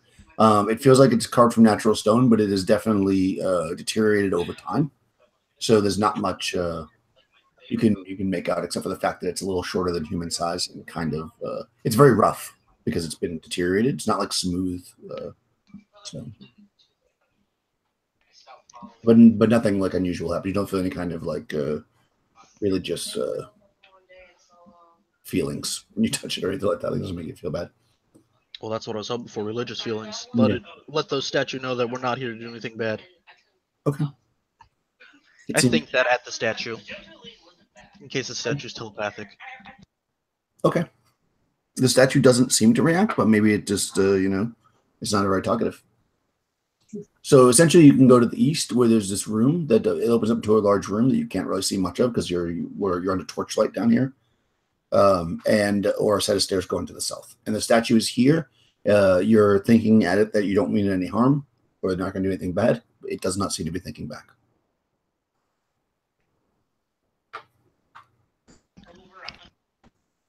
Liz will start moving to the east to this room that she sees.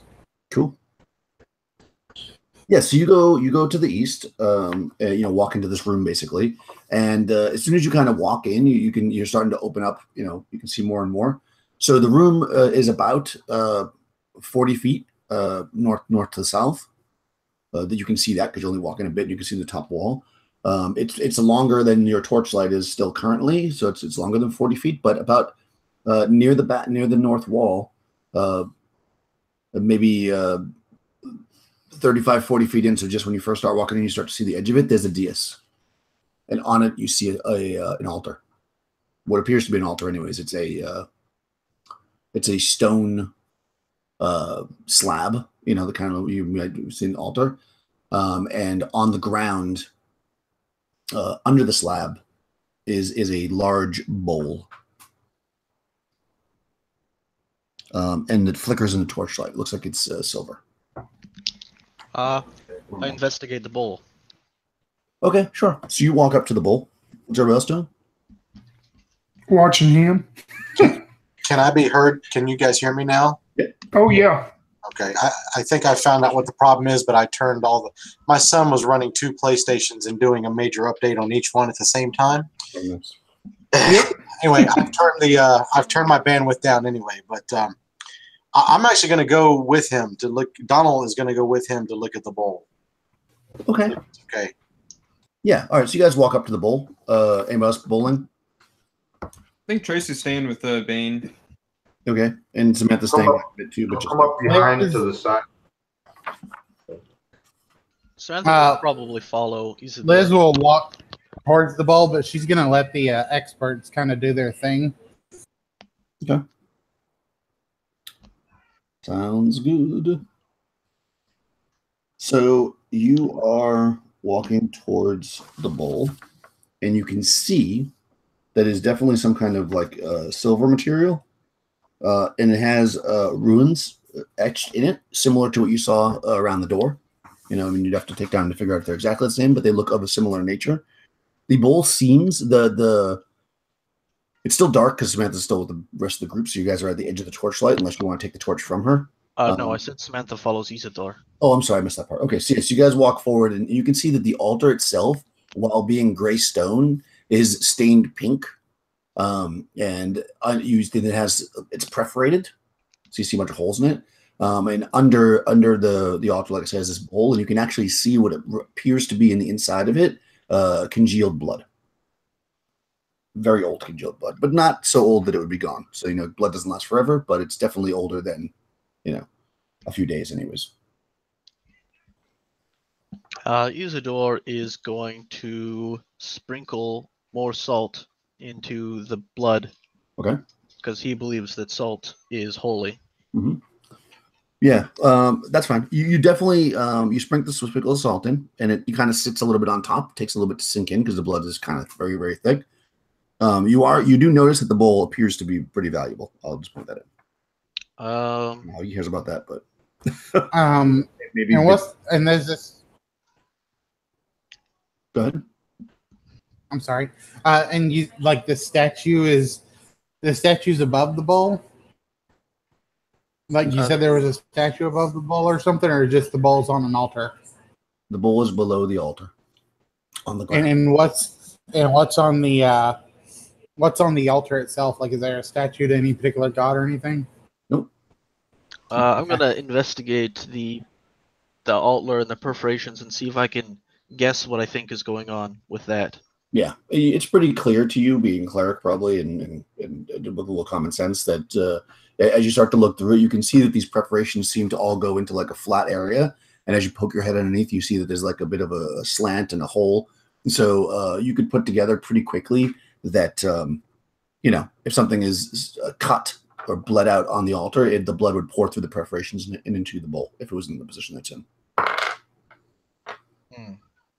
And how sturdy does the altar look? Very sturdy. It's made out of stone, the same stone you believe as the statue that you touched. You know, it's some kind of old stone, and it definitely has you know, some age to it. Like the corners are rounded off a little bit. It looks like from age, but it's in better condition than the statue for sure. Before anyone can really say anything about it, Liz is going to take her silver dagger, and she's going to cut her shield hand and bleed over this hole. On the altar? You're going to put it over the altar to cut your hand out? Okay. Isidore will definitely try and stop that and explain that this is a dark, evil thing. Okay. Using grapple rules. I mean, not necessarily grabbing her, but so roll initiative against each other to see if you can actually stop her before she does it. Because you're also checking the altar, so she probably cuts herself before you can do anything. But maybe you can stop her from dripping the blood. So roll initiative against each other and see if you can grapple her. I mean, he's not like grappling her; he's just telling her not to do that. Oh, okay. Would she stop if she heard him say it? No, she's definitely going to do it. She's already made her mind up. You can't tell Liz what Who goes first? Okay, perfect. Roll a d20 for me, Crystal.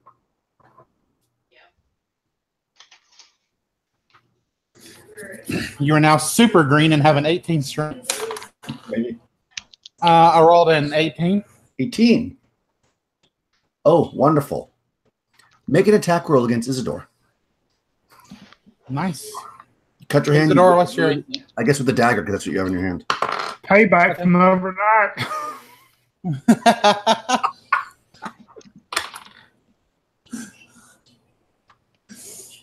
It doesn't matter. I rolled a 5. That's like a total 7, so I don't hit anyone. Okay. Yeah, you slash Isidore with your dagger. You are in a murderous rage, and you must continue to attack him. So you roll initiative against the party, because I don't know if I guess Isidore should roll initiative. I don't know who wants to be involved, but you can do nothing but attack the party for the next. We all see her just turn on this rage on Isidore, huh? For the next what? I rolled a 3. As many rounds as I keep track of. Okay. Bane wants involved in this. Bane's going to try to shield rush her and grapple and knock her down. Okay. So roll initiative for the party, Isidore. I rolled a 4. I mean, a 3. Roll for I'm sorry. 2. 2. Okay, you guys are gonna go first. All right. So I guess the grapple is part of movement, so you can charge in and hit her. Go for it. Yeah, I'm gonna do it like I did that robot. Just have my shield up in my and hold it as tight as I can. Just run straight into her and try to knock her down prone. Okay. So roll a d6. And actually, you guys had initiative, so roll 2d6. 2d6, and then add 1. Is that right, or no? Or it's just straight 2d6. 2d6. Get the extra one because they a 6 and a 3, so 9. Nah, so she can't beat that. So yeah, you knock her to. Oh, actually, roll a d6, Crystal. See how long you are stunned before. 4. Okay, so 5 rounds you're stunned. Okay, so yeah, you go flying back, and you're basically kind of lightheaded, and you guys see her. You have a couple of rounds where she's trying to recover. Does she drop her weapon? Or? Yeah, she drops her weapon and shield, and she's Athanasius, grab her weapons. She's crazy in the head. Yeah. Isidore is going to move forward, kneel on her arm, and rub salt into the cut on her hand. Okay. It hurts really bad. Yeah, but it also might purify you. Yeah, of course.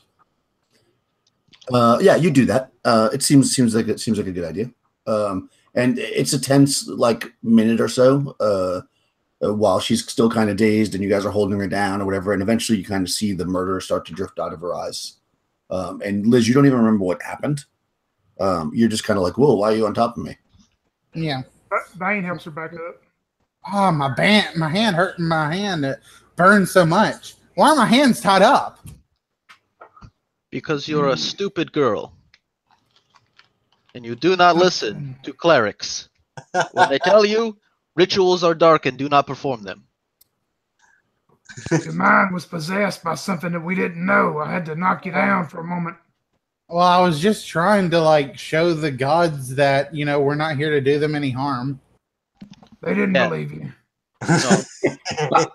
They didn't believe you. I didn't believe you.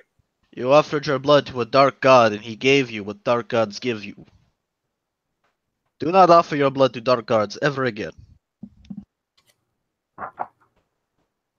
Well, I can't make any promises, but I'll keep it in mind.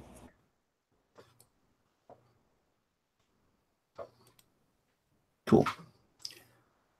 Tony, Mm-hmm. roll a d6.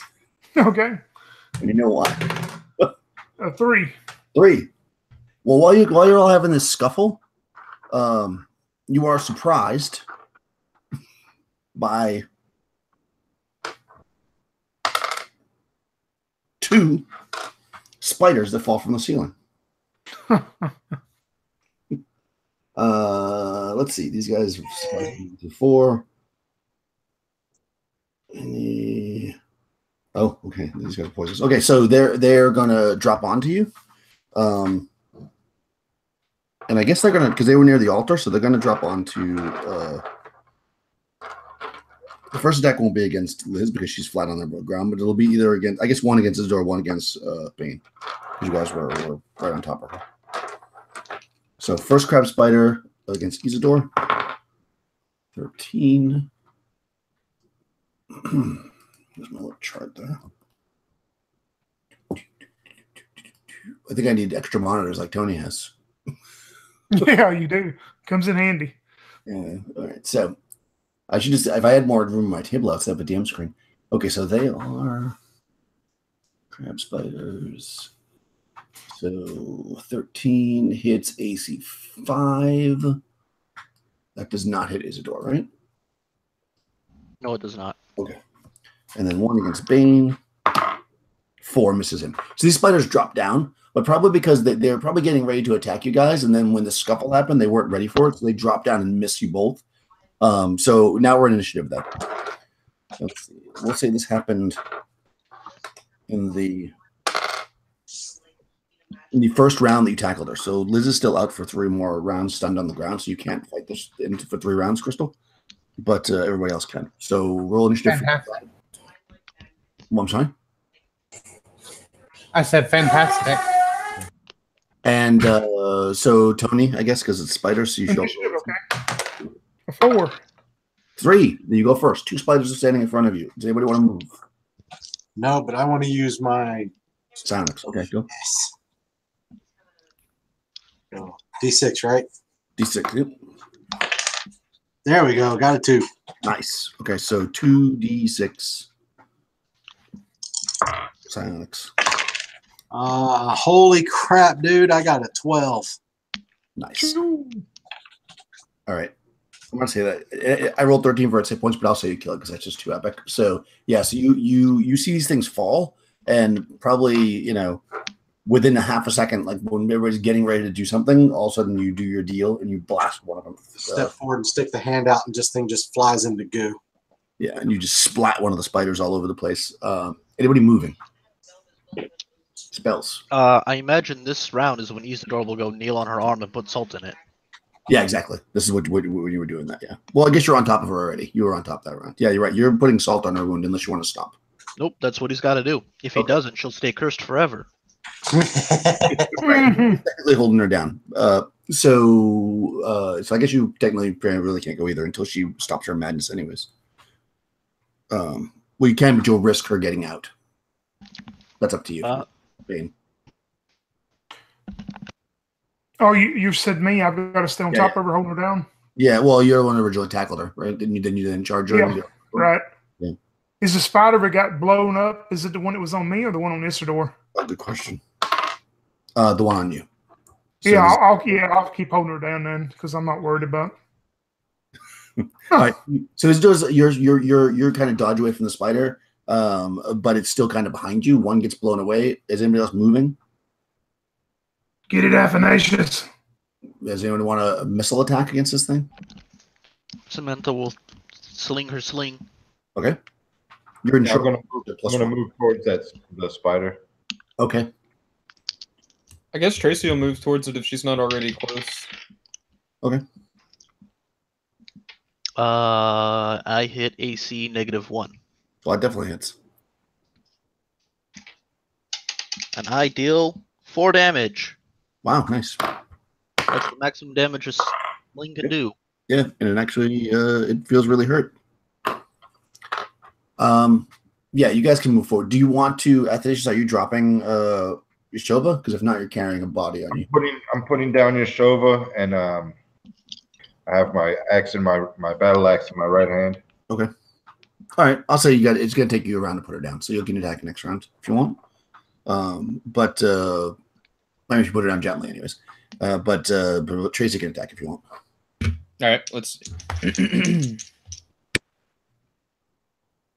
I think that's pretty good. That's AC 3. That hits. Okay, 6 damage. Nice. Tracy spears the spider with her sword. Yes. And as you're putting down Yeshova, you see that the spider goes down, so you probably just pick her back up. And you've got 2 dead spiders now. And then the rest of that stuff takes place. Eventually Liz stops struggling, and you realize that she was under some kind of a spell. Cool. What would you like to do now?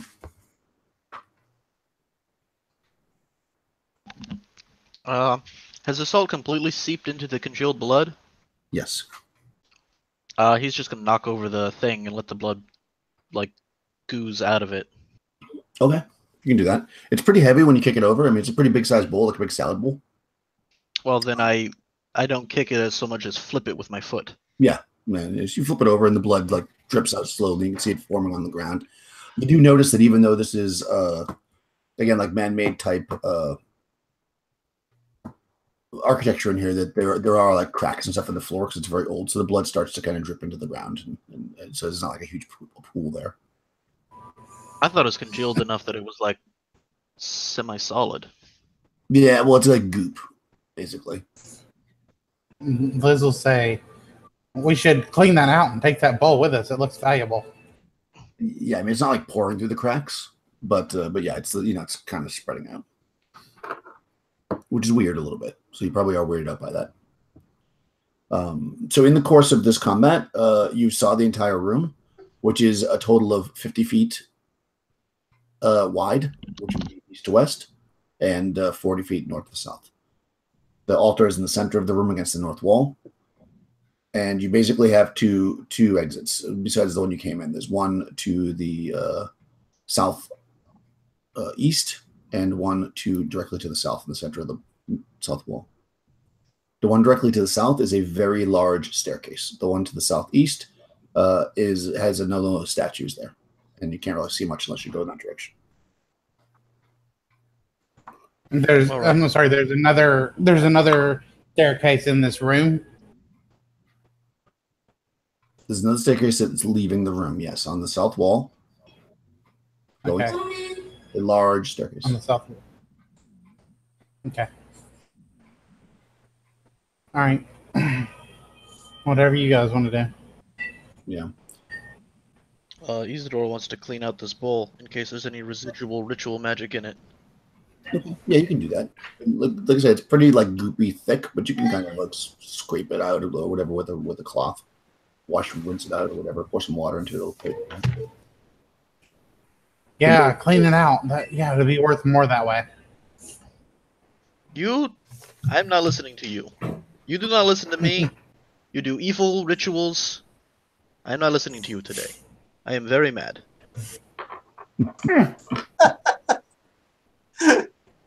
Oh boy. Okay, so Alexander, Crystal, Antonio all roll a d6. 4. 1. Good. Okay. Cool. All right, so what do you guys want to do?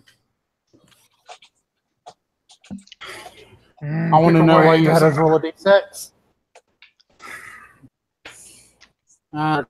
Heading out the stairs to the south of this room, then, that are inside this room. Okay. You're now, so your torch is starting to flicker. And it'll probably only last one more turn. Liz will take out another torch and Isidore will ask light Samantha that one and then hand it. use the rest of the torch that is left to burn the inside of the bowl. Okay. Nice. You can do that. Oh. And you're in Yeah, and then I'll use the that torch before she lights the bowl on fire. I'll use that torch to light this one. Cool. Perfect. So you head towards those stairs in the center, and as soon as you get close to them, you can see that they seem to be covered with kind of a thick slime. It's almost clear. So you at first you just think it's like water, but then you kind of like you're looking at it and you can see it's kind of thick, almost like congealed jello, but thin. Huh. It's weird.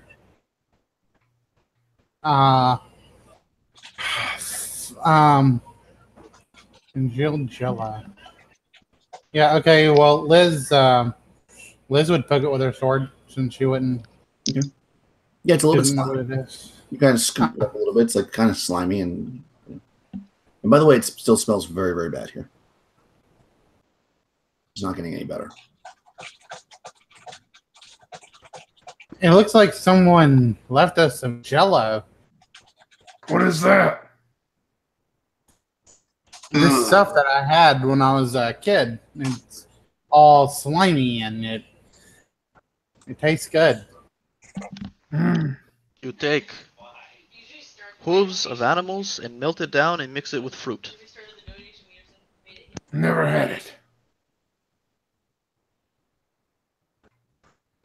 Liz will sniff the jello and see how good it smells. It doesn't have any smell really. I mean, beyond the nasty smell that's in the space, it's hard to tell if it's like if it's coming from that or if it's just smelly in general. You've been down here so long that now you're kind of it's like in all your pores and everything. Okay. Yeah, she'll wipe her sword off and sheath it, and then she'll stick her hand in this goo and move it out. Okay. Yeah, it's very slippery. Like when you touch it, it almost feels like oil, but thicker. Like kind of like Jello again. That's not fully formed. I was actually just gonna say Samantha's gonna see if if it lights on fire if she pokes it with fire. Actually, when you poke it with the torch almost goes out. Oh.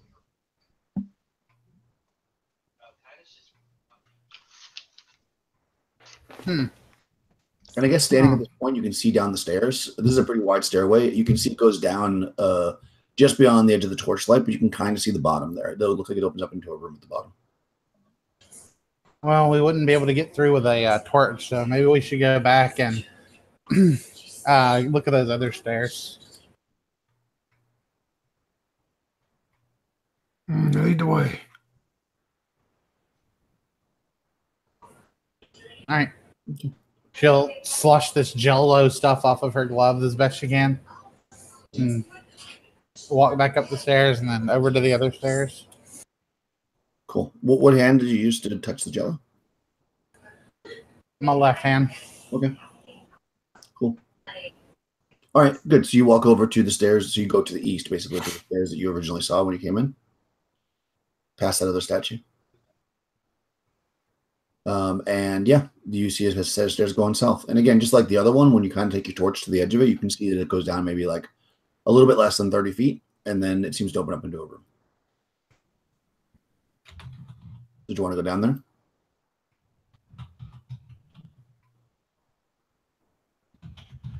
Yeah.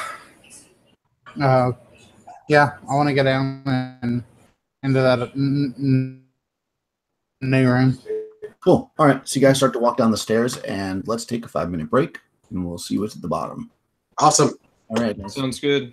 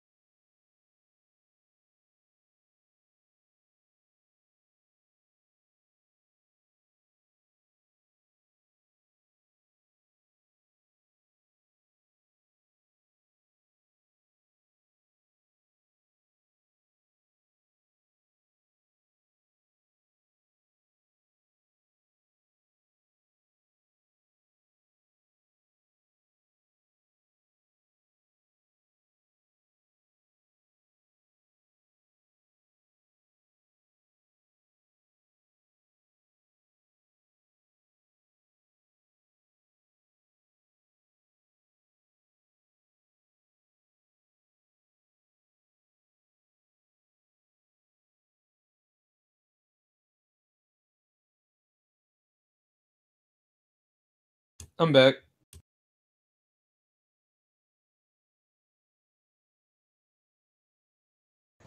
Hey, back.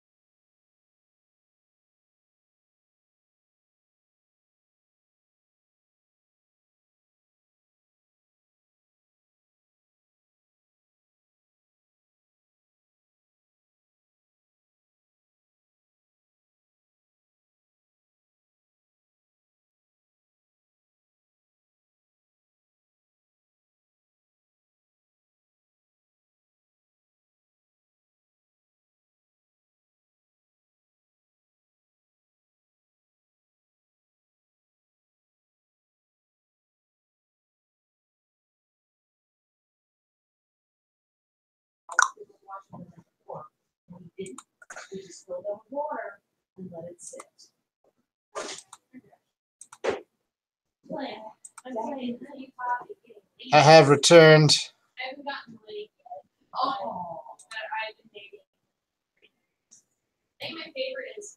I am back also. Yep, I'm here.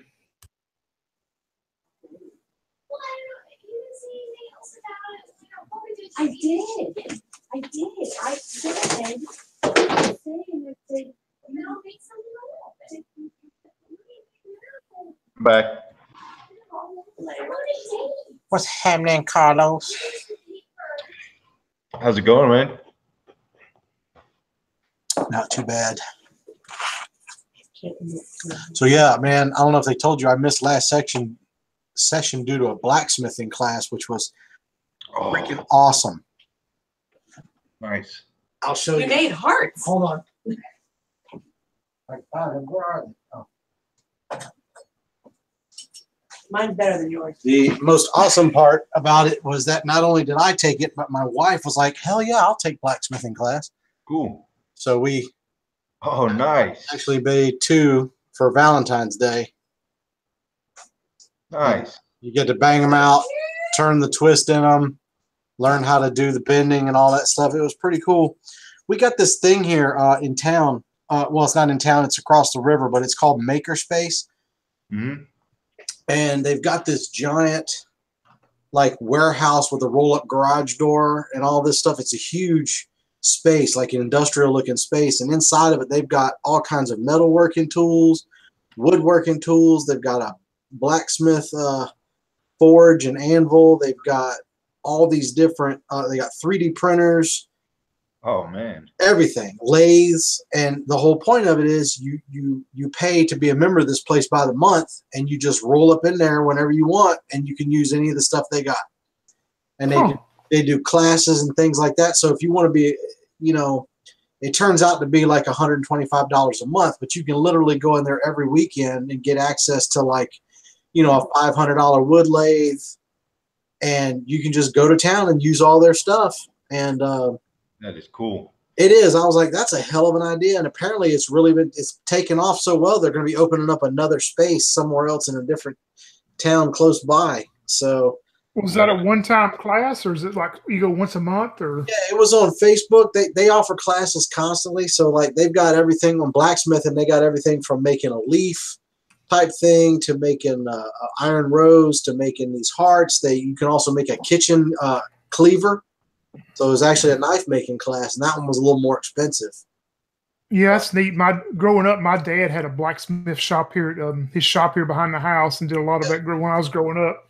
Yeah, and my dad and grandfather were both carpenters. So and I was like, but I don't have the stuff to do it. But I was like, man, this is the best idea ever. And if it wasn't the fact that for us to get there, it's like a 35-minute drive across a bridge tunnel. I seriously thought about joining up with them, but it's just they're very out of the way. So, But the concept of a community space to come and use those kind of things, I thought was just really an amazing idea. So Yeah, I can see if they have that in Cincinnati over here.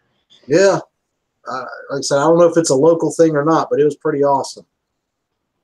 Yeah, they have them in New York. I've heard of it, so I think it might be like they have it in Brooklyn. That's it just seems like it would be a good idea to have anywhere, really. Yeah, I mean, I don't know if they have blacksmithing, but they have like spaces that you can share and do that kind of stuff. Yeah, depends on where you are as opposed to what they actually offer. They said they get a lot of artists that come in there to do stuff, things like that. So it was pretty cool. Well, when we were in there to take the blacksmithing class, there was an older guy in there who was in there turning wooden goblets on a lathe, making wooden goblets. Huh, I was like, that's so awesome. So we had a good time with it. That's awesome. Yeah. Now, there's one of those next to where I live as well, but I've never been there. Yeah, it was pretty cool. Like I said, we hooked up with them on Facebook, and they offer classes on literally all kinds of things. It's not all blacksmithing classes. They even got crocheting classes because, women will go in there and they got this giant space where they can sit and do, or women or men, whoever want to do crocheting. And like I said, they got kids classes, and they teach you how to do 3D modeling for 3D printing and stuff like that. I was like, damn. So anything that you're interested in. So, did you take that bowl, by the way? Or you cleaned it? Did you take it, Alexander, or just leave it there? Yeah, he probably took it. Yeah, he definitely took it. Okay. He probably wrapped it up tightly and put some salt in it and then wrapped it up. Try and keep the evil at bay. Okay. Fair enough. Wait, unless... Yeah, no, I don't have any holy water. If I had holy water, I would wash it with holy water. No, not yet. Is Isidore's last name Morton? No, it's De Clark. Oh, okay. Salt choke, I like it.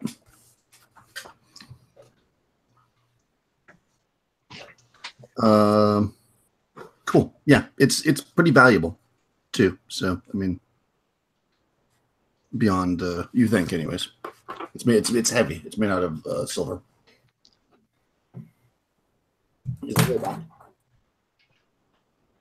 I don't know if Crystal made it back yet or not. She is. What, Marcus? Yeah, he's back. Perfect. Okay. Sorry, mic is turned down. Just make sure you're all back for it. Okay, so you you approach these stairs to the south. You're heading down.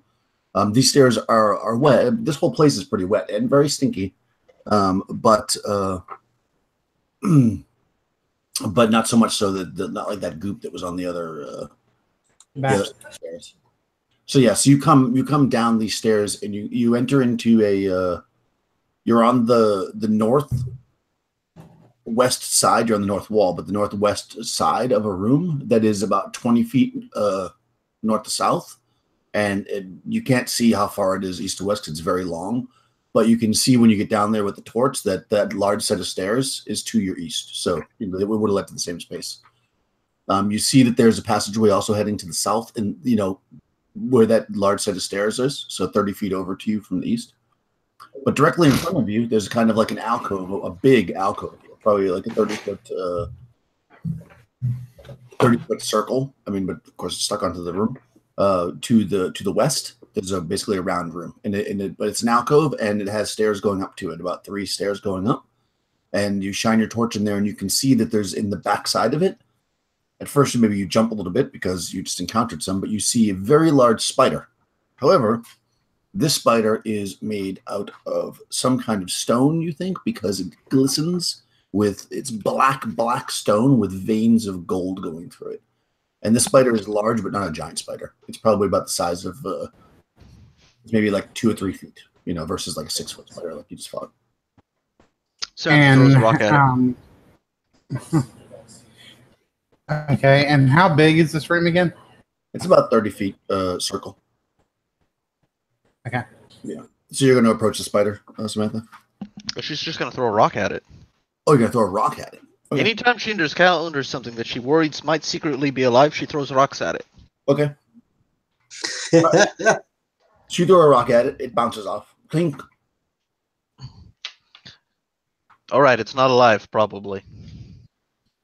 All of a What sudden, have you the eyes light up red, and the room gets very, very cold. Everybody make a saving throw versus death. No, I'm just kidding. Oh god, I was about to say. Stop playing. Oh my god. I'm kidding about the death, but that does happen with the eyes, and from it emerges a incorporeal spider, a ghost spider, if you will, and it steps forward and starts to move towards you. Samantha like squats down and waves at it and says, "Hey, little spider. Sorry, didn't mean to scare you. Was just making sure you weren't a monster." Okay. It continues to move towards you slowly. Is his name Lucas? I'm gonna. Even she does one thing, odd she does another. All right, yeah, she just sits there and waits for it to come over to her. Okay. What's everybody else doing?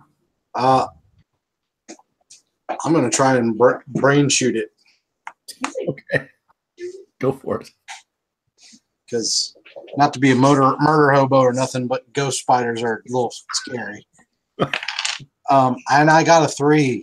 Oh, wow. Okay. 3-6. Here's where we find out that telekinetic powers have no effect. Let's see. Well, that's an 8 total on 3 dice. Okay. Yeah. It definitely starts to waver, like it almost like disappears. And then it aggressively moves towards you. So roll initiative. Nice. 4. Okay. It's going to go first, and it's going to attack you since you attacked it. I think it feels like, well, Yeah. Oh, I attack me. Oh, And, so this thing leaps through the air with its spiderness and tries to bite you. what? Ooh, rolls a 12. I have an armor class of 5. Don't know if that hits you or not, but your AC is 5. He rolled a 12. Used 3 hit dice, so he needs a 12 to hit you. So Good. you are bit by the ghost spider. All right. Roll a d20. This is my save versus poison. No. Damn it. I got a 6. On my page, my ghost spider effects. All right, this is how you know you have too many windows open. Let's see. Hold on a second. Sorry about that. Here we go. 6. You are your entire body is racked in pain, and you fall to the ground screaming in pain. But you're not taking damage. Yeah, you are incapacitated for now. Any damage? No physical damage. No physical damage. Okay. Probably your pride is hurt a little bit, but no physical damage. And the spider is around. What do the rest of you guys want to do? Does anybody want to? It's basically in the midst of you now. Is there any outward appearance that shows that it was attacked by him? It seems less clear now. But I mean, like, Didn't take a wound. do I know that he used some kind of psionic power against it? You do. He shoots bolts out of his head. Yeah. Okay, yeah. I don't know if Samantha- it's Physical attack. but he just you can always tell when he does it because he kind of steps forward and he like puts a hand up here and he like Yeah, Not you like that. It's pretty obvious that he does something. It's a physical force. It's not a telepathic power. It's actually a physical. Oh, it is? Yeah. Oh, I didn't know it was a visible thing. It's a physical manifestation, and you can probably even feel the wind going by. Sweet. Okay. Samantha says, "Whoa, don't kill each other. It's a nice spider. Look at it. It looks friendly." Okay. What's everybody else do? Hand axe. Make a swing. Athanasius, he's not putting, just standing with the body and standing with his axe. He's not attacking it. Okay. Bane is so amazed by this thing that has appeared and seeing Donald screaming out in pain, it shatters and shakes him up so much he rolled a 3 on the die and misses bad. Okay. Yeah, you swing your axe wildly and miss. Anybody else attacking this thing? Gracie will go for it. Yep. Yeah, she was so impressed with Bane's missing that she missed very poorly as well. Nice. Barely swung her sword, to be honest. Liz is gonna step up to swing her sword and not to try and outdo everyone.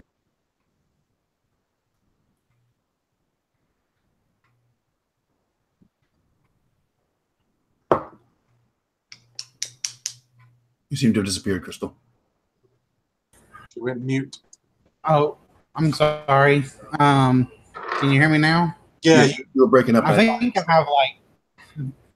I have too many things open up on my computer and it's not liking it. I only have like 3 gigs of RAM on this thing.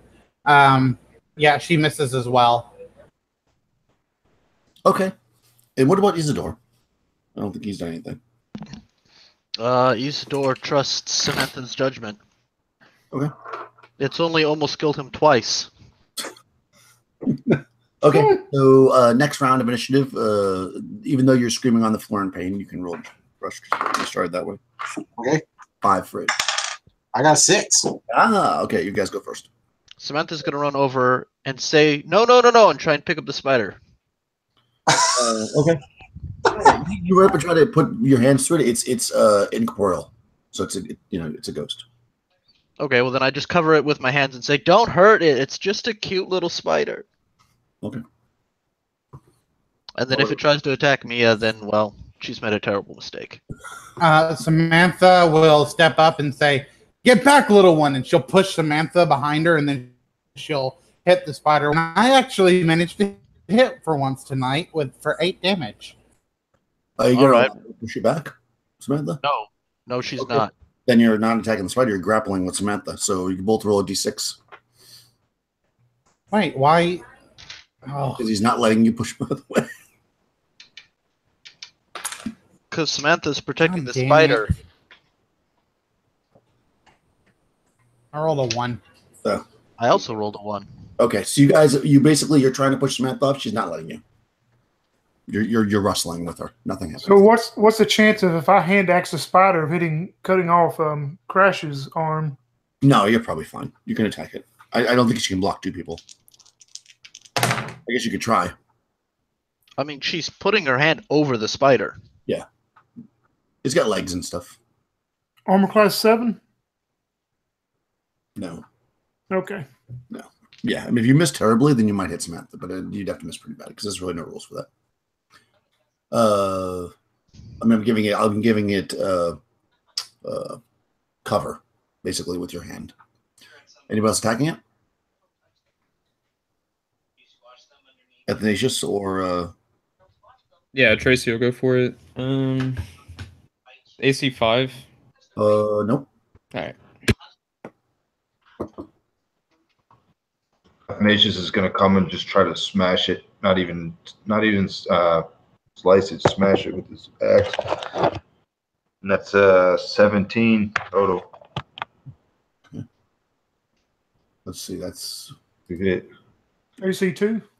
AC 2 does not hit. Oh wow. Yeah, especially with the cover that Samantha's providing and everything. Okay. So it's gonna go, and at this moment it's thinking that it's not going to attack Samantha since she was trying to protect it, but it will potentially attack Athanasius, Tracy, or Bane. So 1, 2, 3, 4, 5, 6. 5, 6. So Bane, the spider is going to try to scratch out at you with its with one of its. I guess it's going to try to bite you. I guess what spiders do. Roll it again. But it can't. I mean, it doesn't. There's too much crap going on that it doesn't even come close to hitting you. It basically tries to move forward, but it sees that everybody's swinging at it. There's a struggle going on between Samantha and Liz, so the spider can't really move very far, so it doesn't actually get a good bite on you, so it misses. Okay. And next round's initiative. And you're still screaming out in pain. 5. You're muted, Rush. He looks frozen. I got distracted momentarily. I apologize. What am I doing? Initiative. Initiative, sorry. I got a 1. All right, it's going to go first again. All right, let's see. 2, 3, 4. This time it's going to, because it can't quite reach Bane, it's going to reach out for Tracy. 14. That hits armor class 3. Tracy is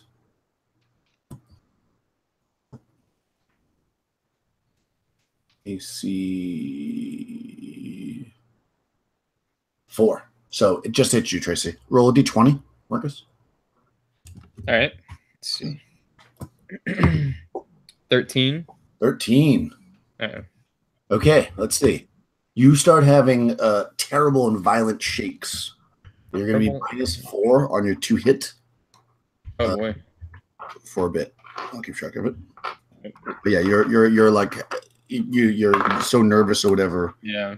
That you can't stand it. Okay. Cool. And now it's your turn actually. So what's happening with Samantha and Liz? Are you still trying to push her out of the way, Liz, or what do you want to do?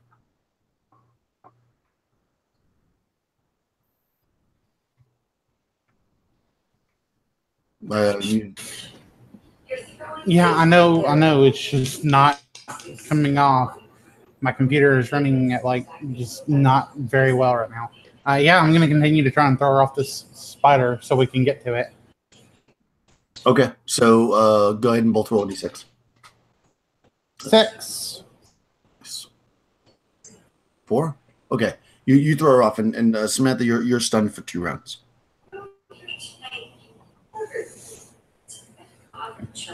Kill it. Hack and slash. All right, go for it. Ooh, 18 on the die, so that should hit. That'll be like armor class 0 with my bonus. And max damage 7, 6 on the die plus 1, 7 with the hand axe. Fantastic.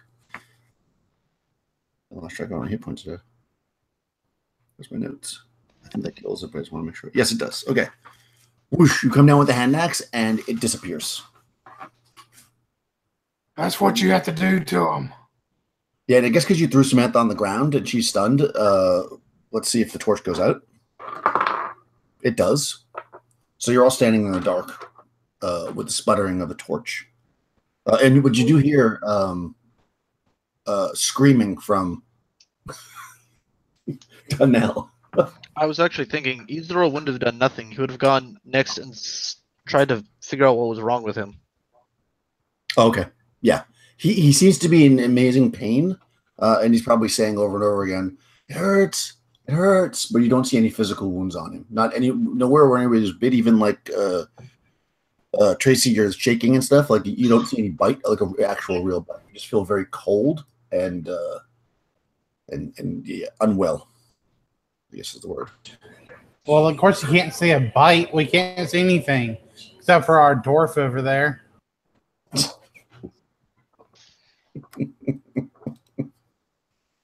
Yeah, you can't see anything. That's true. I'm assuming you light a torch again. I mean, do you or no? Yeah, I have like 2 left. So anyone else is gonna bring any torches to this party? Then yes, I will light another torch, and I'm down to my last torch. Okay. Where's the dwarf? Like I have one more when this one goes out. All right. You light up the torch. You eventually, after about another 20 or so, by the time you light the torch and get everything going again, Darnell is now you stop screaming and the pain is kind of subsided, and you're very relieved. And actually, Tracy's shakes start to go away, and also somebody had -4 that you had that also goes away. Everybody's feeling better. Except Samantha. She's really upset. Yeah. The spider is now gone. You do see, though, that the spider, this 2 foot by, well, it's 2 feet like long, so then figure the legs and stuff coming off of it. Spider that's in the corner that the ghost spider came from seems to be sitting on like a pedestal.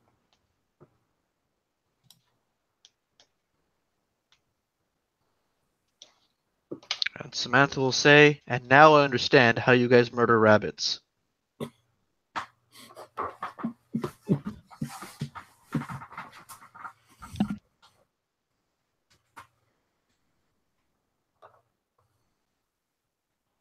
So what do you guys want to do? Well, Samantha's going to pout, and Isidore doesn't know what to do. Mm-hmm. Well, Liz is going to say, well, we do what we need to. And then so much more. No one's going to No one's gonna hand you anything. You gotta take what you need for yourself. And the sooner you learn that lesson, the better off you'll be, little one.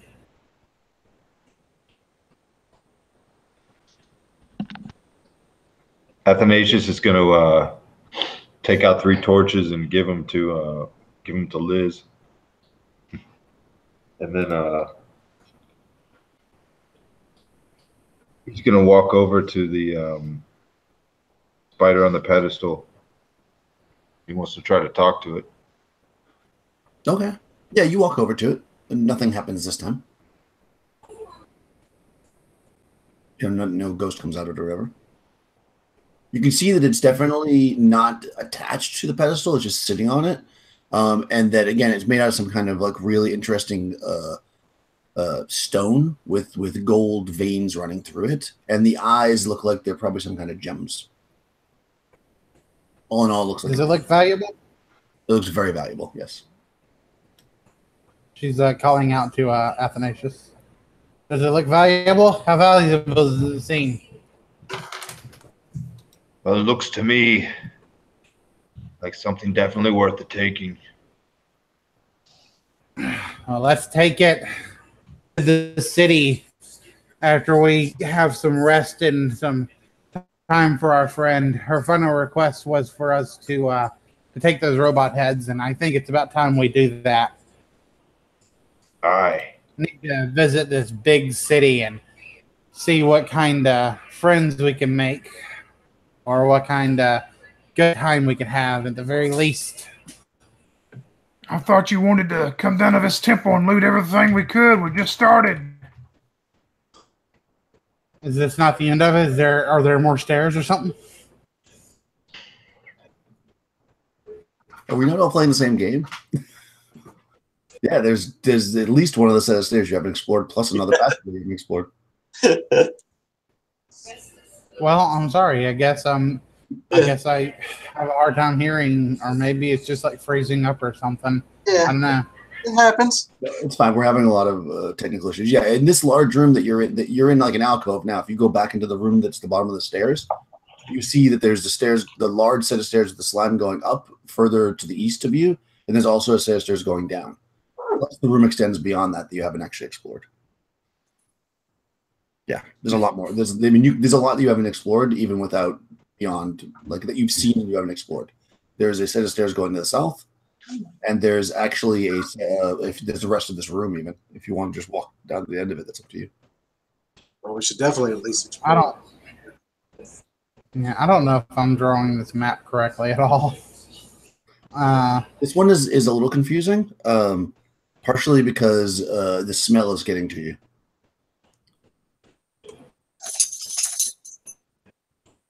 Okay. Yeah.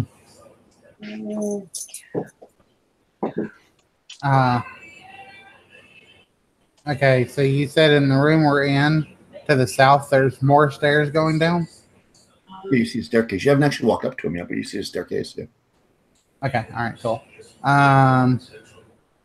Yeah. Okay. Then let's start heading there. I'm sorry. I thought that was like the final room, because you said these stairs led to the same place that the gelatinous cube stairs led to, right? Yes. Gelatinous what? Never heard of that. Yes. You start to walk to the east. Character. So you start to walk to the east towards the set of stairs, the slimy stairs that would go to the north. You realize it's the same set of stairs, obviously. And directly across from them, so on the south wall, is a set of stairs going south. These are normal width, 10-foot wide width stairs. You kind of poke your torch down there, and you can see that it goes down pretty far, like much further than the torchlight goes. If you were to continue to the east, though, because your torch just barely reaches, you see actually another passageway to the north in the same room. And you also see another one of these alcoves at the end of the room. Yeah, including hiding. When? Oh, okay. So there's another passage to the east, and then it has a set of stairs going north. Is that what I'm understanding? It's a room. To the east is a room. All right, I'm going to describe the room one more time. This is the last time. Or else wandering monster's going to kill you all. Sorry. So, you're in a room. We'll start from scratch. It is 20 feet east to west. No, I'm sorry. Now you got me screwed. It is 20 feet north to south. Now you've explored the whole room. It's about 60 or 70 feet east to west. Okay? It's a rectangle. Directly in the center of the north wall is a very large set of stairs. That's the slimy stairs. Directly in the center of the south wall is a set of stairs going south, which you haven't explored yet. On the west side of the north wall is a set of stairs. That's the stairs you came down to get into the room. On the east side of the north wall is a set of stairs going up. You haven't explored those yet. On the west side of this room, so attached to the room, like a little ball on the end, is an alcove. That's where you fought the spider. And on the east side, you see another alcove, but you haven't actually walked over there yet. Okay. I say we go to the south stairwell. Well, no, I say we go to the end of the room and check the other alcove. If Yeah, I there's second an that. there's an alcove on each end, they may be matched up for a reason. Ah. I'll say a nap and try it again later. Yeah. And I'll also ask, are you taking the spider now or at all? It's pretty heavy if you try to pick it up. So if you do intend to take it, probably carrying it around is going to slow you down, just so you know. Is there a reason for taking the spider other than curiosity? It looks incredibly valuable. Oh. I guess we get it on our way out. Yeah. If it's dead, it's not going. Yeah, I agree. Yeah, it'll definitely slow you down. So you'll have to come back to the spot if you want to recover it, if you want. But yeah, it's made out of some kind of very valuable stone, which you can tell with gem eyes and gold running through it. So Okay. but figure that it probably must weigh like at least 40 or 50 pounds. So to walk around with that, and it's going to be awkward to carry. You're already carrying a body around anyway. Yeah, exactly. And you're carrying a body, exactly. Yeah, you guys are already kind of moving slow. All right, so you're going to go to the east side to check out the other alcove. That's what Donald would suggest. Yes. Tracy seconds that. I like that idea. Okay. Isidore agrees. Samantha's still pouting.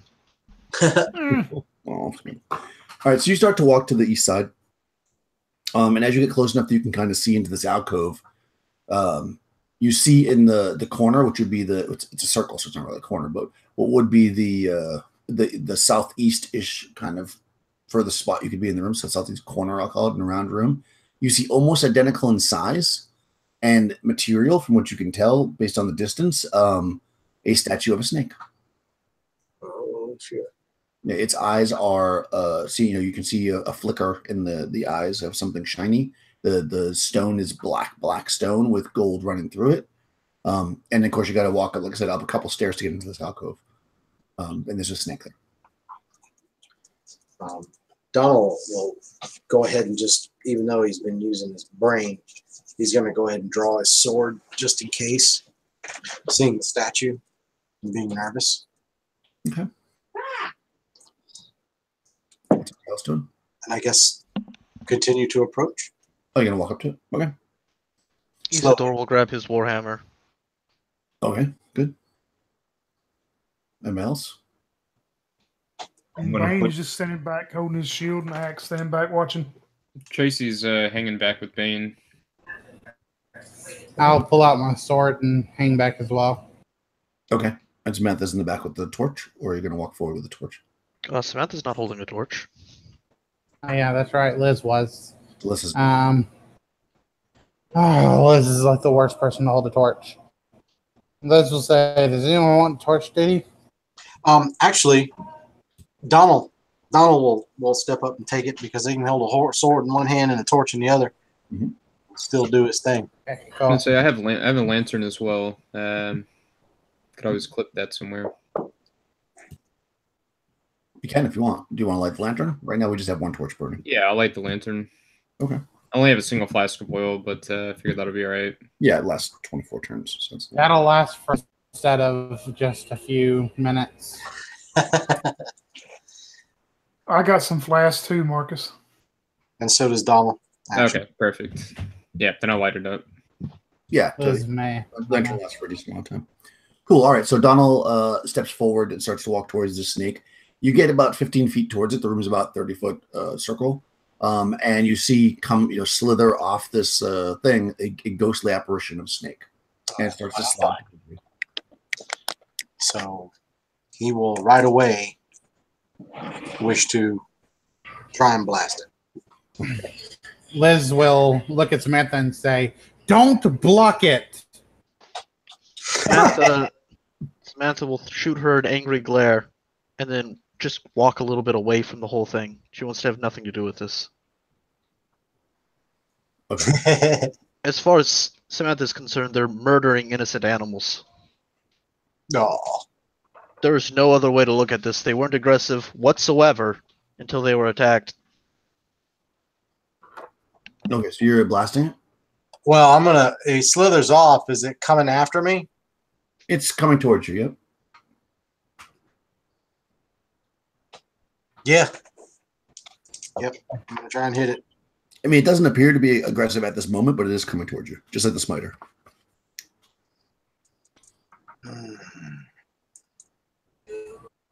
All right, I'll give Samantha the benefit of the doubt, and I'll hold off one round as it starts to come, and I'll just kind of point my sword at it and tell it to hold.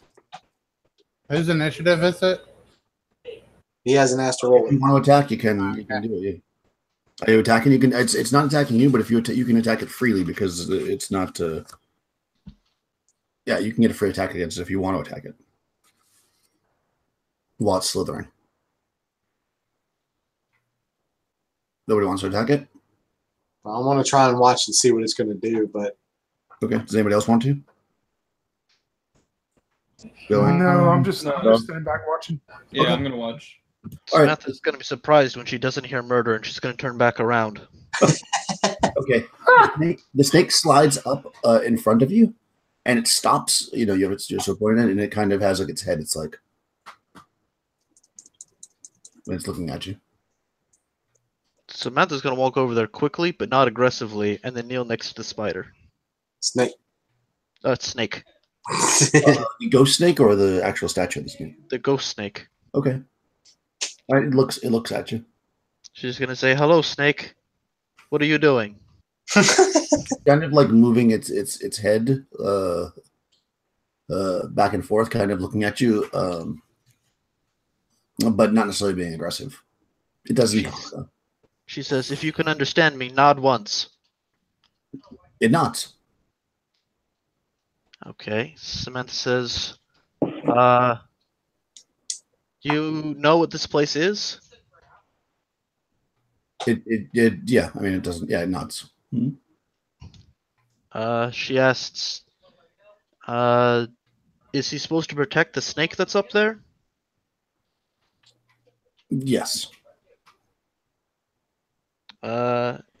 She asks, she looks at them and she says, "What else should we ask it? It's not hostile. You don't have to kill it." She While looks at this the is snake. going on, Liz is going to sheath her sword and slowly start pulling out her bow. Okay. What should we ask it? So you're a guardian for this statue here. I mean, it nods, but it doesn't. It kind of hesitates, as if like there's more to it, but you can't really get. You can't talk. Samantha says, "If we take this stone, will you come with us?" No.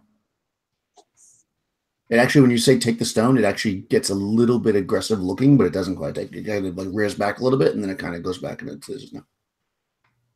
So Donald would say, "What if we told you that we're not here to harm your statue? We simply wish to explore this place." Samantha adds, "Is that okay with you?" It nods, and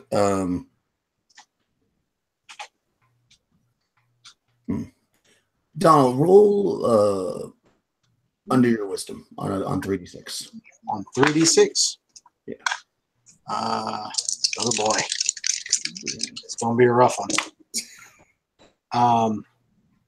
Shit. I did not roll under my wisdom. I barely missed it though. Okay. Samantha, try to roll under your wisdom on 46. On 46. Liz will That lean chance. over to Bane and say, and whisper in his ear and say, why are they lying to it? They know we're going to take that statue, right? Do I have to roll under it, or can I roll it? Because I rolled it. It will be fine, sure. Okay, you hear, it is the best way to say it, kind of in your brain, it's kind of broken in the way the language is spoken, like it's not clear to you, so it's not like full sentences. You hear, give, not take. I ask it, what does it want? You actually see in your brain a picture of a rat.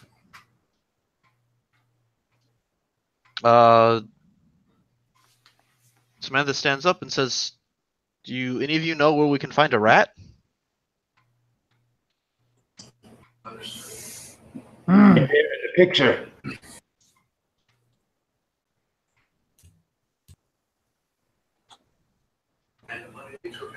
Where's one of our thieves? They usually know some rats.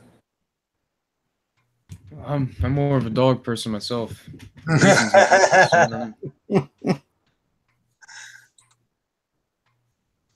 guess we can try to catch one down here. Samantha asks it if it wants a real rat or if it's some kind of rat object. You sense, you feel hungry. Samantha will ask it if it can eat other meat because she's got food on her. What have you got? Rations 4.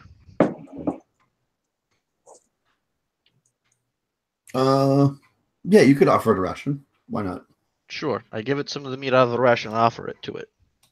Okay. Okay. It actually, you put the meat out or whatever on the ground or whatever you do it, and it kind of like puts its face to it, almost like it would eat it. But obviously, it's a ghost. And you see the ration actually disappears, and then the snake turns and goes back into its statue. While it's walking away, I ask it to wait and ask it is the statue still supposed to be left there or if we can have it. It doesn't actually stop at this point, but but when it kind of gets inside of itself, in front on the ground, another like a copy of it forms, made of solid gold. That's only about like a foot tall. Oh shit! Samantha walks over, picks it up, and gives Liz, like, I told you so eyes. And Mugly walks away with the statue and takes the torch out of Donald's hand as she goes. Throwing shade. Liz will say, she gave this to me, so that's a gift, right? This isn't treasure. This is just mine. She did not give it to you. She did not hand it to you in any way, shape, or form. No. She gestured at you with it. While you were like 30 feet away, standing with a bow, ready to kill an innocent snake. Well, now she's ready to kill an innocent halfling. She just got you a gold statue. Ugh. It's all about cash. Donald would be very surprised by the whole thing and just kind of back away unthreatening in an unthreatening manner. And say, well, that went better than the last one. So let's see if that spider's alive again. Isidore points out, Samantha's only almost got me killed twice out of many, many days with her. Only twice.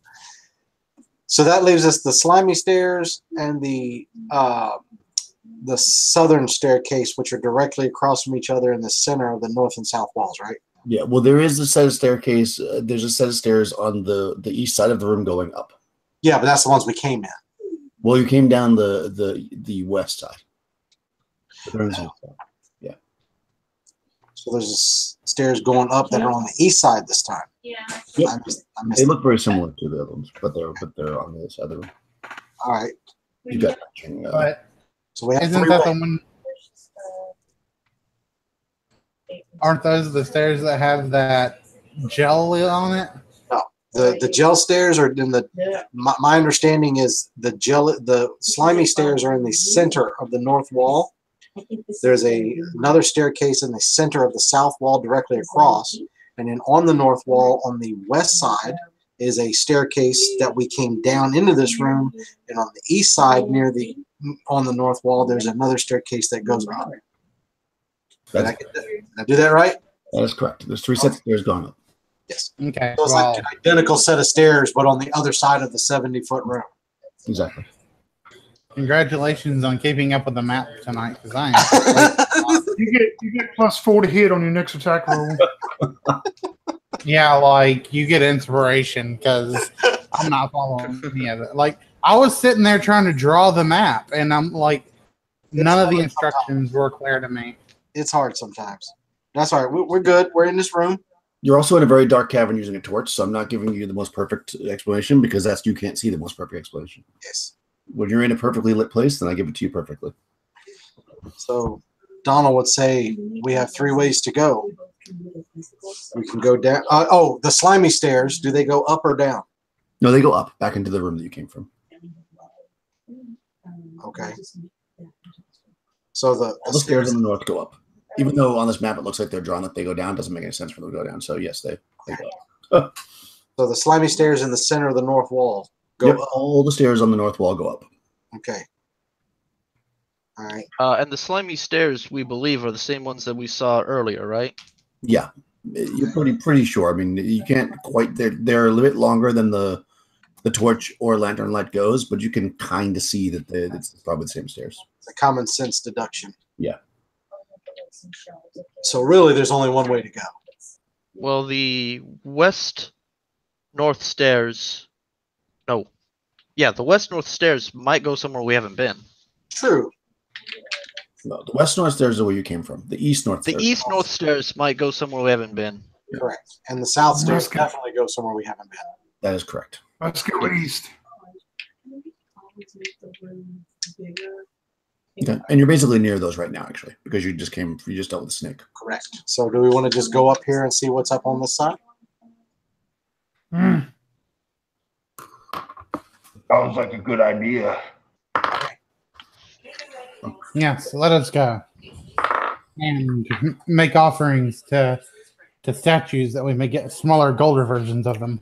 Yes. Okay. Liz, roll d6.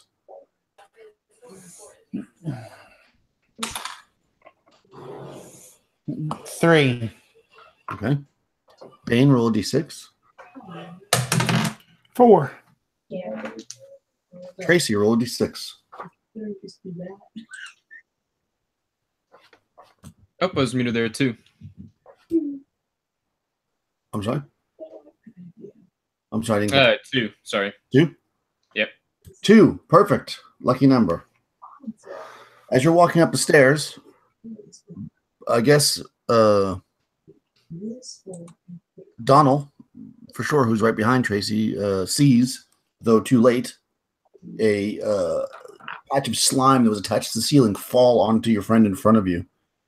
And you see, because she is holding a lantern, you can see that it is very clearly green.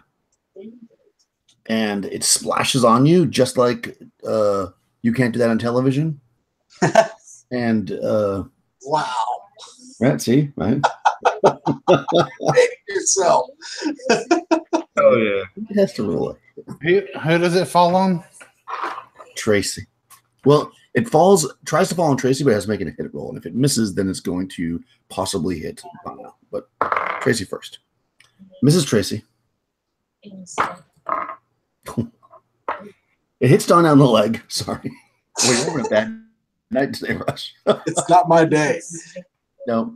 Yeah. So this says green slime splashes onto your leg as it just misses Tracy in front of you. It clings to walls and ceilings. Okay, you're wearing armor though. Leather armor? Yes, leather. Okay. It sticks to you. It does not do any damage the first round. So this green slime splashes on you, and you actually can smell just the nastiness of your leather like boiling underneath the slime's acid. What would you like to do? Is it on my leg, or is it just like from my like down? Like if I kick my boot off, will it take it with it? It's on your thigh. Oh shit. Yeah, it's on your leg. Yeah, it's not on your boot. It's on your leg. I mean, unless you have boots that go up to your crotch. No. I mean, I don't know how you're dressed. So I would take my sword and like hold it like, you know, like this, and immediately start trying to scrape it off my leg as quickly as I could. Okay. Can I shoot it with an arrow? If you want to. No. I'm your friend. Okay, so you try to scrape it off. As soon as you hit it with the sword, you can see the sword start to dissolve. Oh. And you're trying to scrape it, but it seems like it's absorbing into the armor. You gonna shoot with an arrow? No, she's not gonna shoot with an arrow. All right, so what does everybody want to do? You hear Donnell scream. I'll say that Tracy probably saw the stuff fall. You turn around, you see this green slime all over his thigh. How hard is it going to be to take off the armor he's wearing? Because that's next. I mean, unless you cut it off, like if you cut it off with a dagger, I'll say you can do it in a D6 rounds. But if you take it off, it's going to take a turn because that's technically what it is. Liz is gonna rush over with her water skin, and she's gonna start pouring water over this green slime, trying to like wash it off. Okay, cool. All right. And just to clarify, this thing has let's say split the party. Some of us are in front of it, and some of us are behind it. Because technically, so right now, so Liz, who's in front now, charges back down the stairs. I guess because it's Liz, Bane, Tracy above this on the stairs. Then Donnell's got it on his leg, and behind him is Samantha, Isidore, and Athanasius. Okay, well then retcon that. Liz is going to scream to someone, "Pour water on it." Isidore will pour water on it. You gotta pour water on it? Okay, you're pouring water on it. What's everybody else doing? Bane keeps moving up the stairs away from it all. He doesn't have a clue what's going on. All right. I'm gonna smash it with my lantern. Okay. I think that would just be the reaction. Yeah. As I'm holding that. Oh, a 20. Wow. There you go. You hit. I'll watch this thing with the lantern. I think it is a D8. All right, let me see. If I'm not mistaken. I'm bonus for 3 rounds doing a D8. I'm just gonna say that because I don't know if I'll A 1. A 1. Nice. Okay, roll again because it can't be a 1. It's too difficult for me to deal with for a 1. A 4. 4. Okay. You take 2 points of damage. Donnell. Oh crap. Yeah. And your leg's on fire. Which is good. Donnell. Oh great. Okay, but most of it got burnt away. There doesn't seem to be too much left. Okay, cool. What's everybody else doing? Well, Isidore's going to stop pouring water and watch it burn. Yeah. So are you pouring water on it or are you burning? I probably was going to pour water on it and stopped when I saw him swing a lantern. Yeah. I'd say swinging a lantern probably is faster than opening a water skin, so I'll say he did that first. Okay, so you stop. All right, so it's on fire. You're going to take damage again the next round. Go ahead, Marcus. You can roll it because I like to be mean. Because it burns for 3 rounds. Oh, God. Let's see. So that's another D8. Yep. Yeah. A 7. 7. Well, great. Okay, so you take 3 points of damage, Darnell. Sorry, Darnell. Burning away. But the slime seems to be gone now. You're not dead, are you? Take that versus what happened to the last character. You said Pour 3 water on it. Does it look like it's all gone? Because if it is, Isidore will just start patting it. Put it out? Okay. Roll under your wisdom to see if you know it's gone. Because I guess you wouldn't really know. It's also all over the ground. Oh, how many dice am I rolling? 3d6 under your wisdom. Yeah, I don't have to roll. Okay. Oh, right. You have 18 wisdom. Yeah, you think it's all burnt away. There's some on the ground, but as long as you're careful. Yeah, I just start smacking all the fire as hard as or not as hard, but as fast as I can. Okay, I'll say you can put it out. That seems legit. All right. So your armor is kind of messed up a little bit, Darnell. I'm not gonna say it affects your AC, but you'll have to probably get it repaired or get new armor. All right. As a big chunk of it's burnt away, and your flesh is burnt a little bit, and it's a little darker in there now. Being that you, I guess Bane's in the dark because he kept going forward. Well, Donnell's got a lantern also, so I can light that up. He'll be fine. He's a dwarf. Isidore says, "Well, apparently there is bad slime on the ceilings. We should take care to burn it away as we walk." Yeah, if somebody has a torch, right? So you can easily burn the stuff that's on the ground that didn't hit you right now. And you see, actually, you notice once kind of this moment is over, you realize that you're actually in almost a mirror image of the first area you were in when you first came down the stairs. There's another one of those statues here. Also melted away with age. This one has a little bit more detail, and the face looks almost reptilian. Yeah. Liz will gladly rush over to it. Okay. Yeah, so you're looking at it. It's a little shorter than human size, reptilian-ish face, and kind of worn away.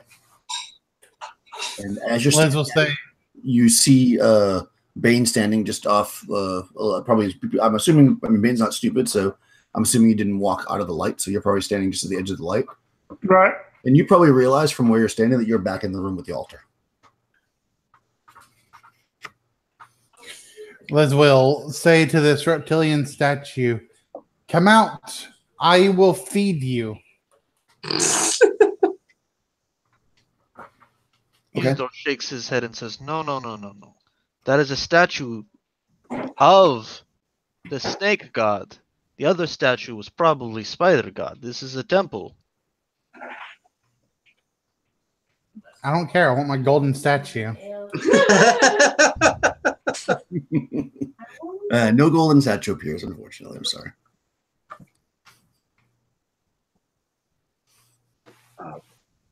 So there's only one room with the blood sacrifice altar, right?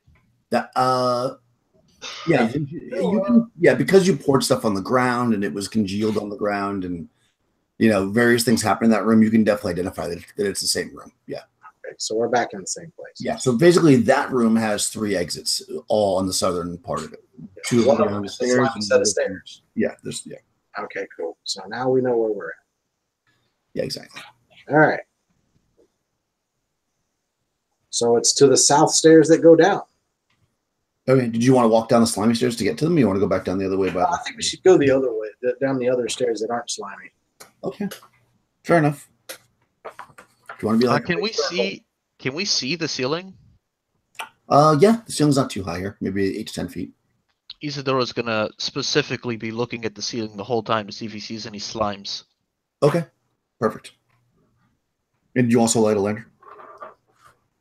Isidore doesn't have a lantern.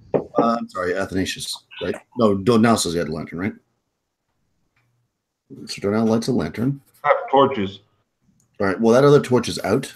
That Samantha was carrying. I guess it was Samantha. Who's carrying a torch? Samantha. Do you want to light another one? I mean, if we got 2 lanterns going, I don't think we need a torch. You just have one because one lantern is now smashed. Oh, that lantern is ruined? Yeah. Oh. Smash a lantern against somebody. I mean, if you splashed it enough to get the oil out, then I think you damaged. You broke the lantern. That's my thought process. I mean, probably, but I did not think that immediately. Now that you say it, it seems obvious, but yeah. I mean, it's probably salvageable, but not very usable right now. Okay. So, did you want to light a torch, just so I know who has one? I've got a lantern. I can light if that does better than the torch. It has a run of light. It'll just last longer. Okay. Well, I can light my lantern. Okay. If you guys would rather do that, I have one too. Well, Liz will go ahead and use your lantern. Can you use the lantern to light a torch? You should be able to. Okay, she'll do that, and then she'll hand the torch to Samantha, since I was given 3 more. There's a lot of torches. Okay, so you're all lit up, and you're back in that room with the two alcoves, the spider and the snake, with the passageway going to the south that has stairs. It's kind of a 10-foot wide passageway. The stairs are pretty steep, but still,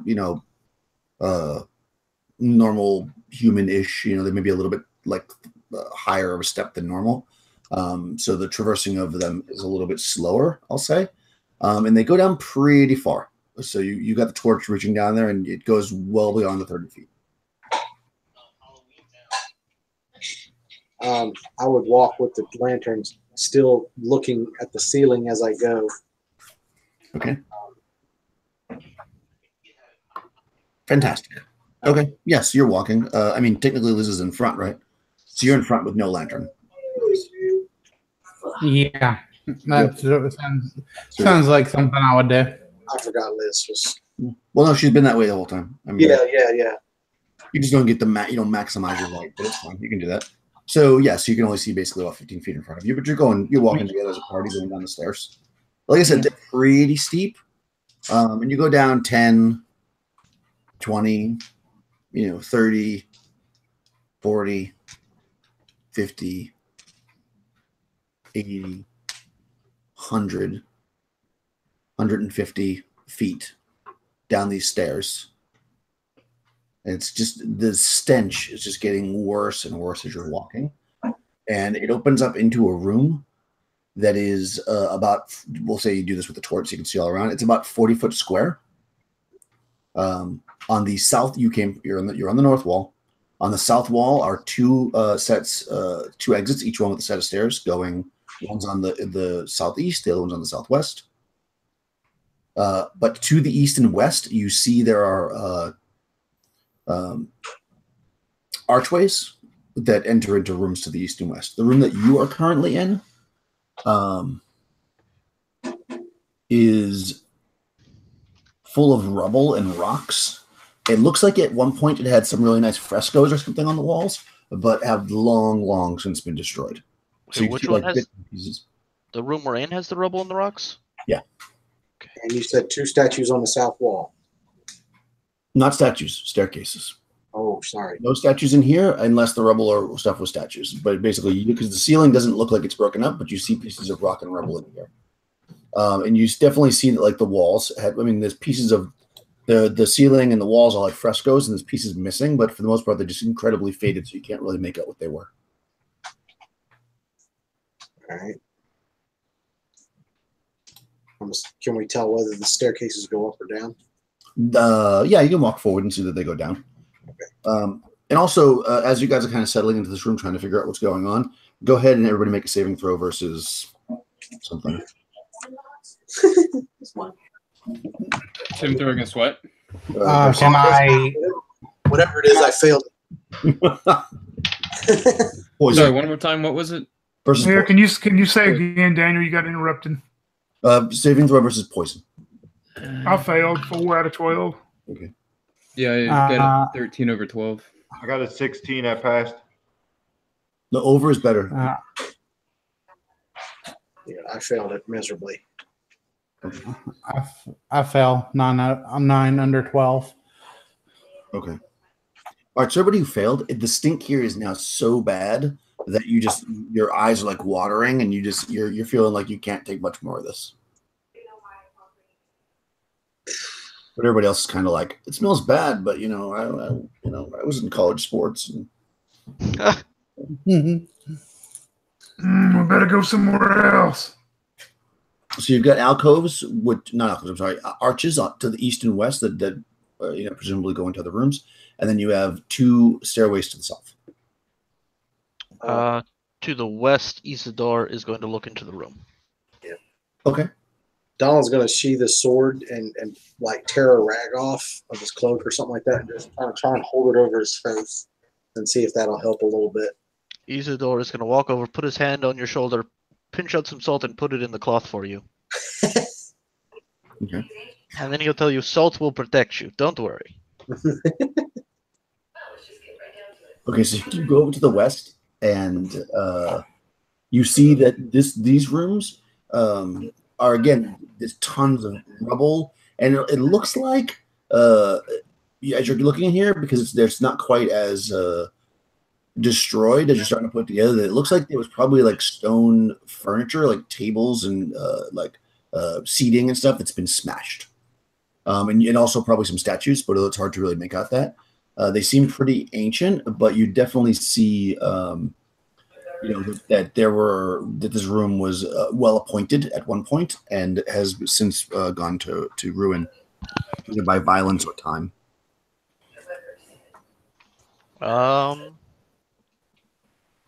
Isidore is going to cautiously search the room. Okay. Roll a d6. I got a 3. You're searching around the room. What's everybody else doing?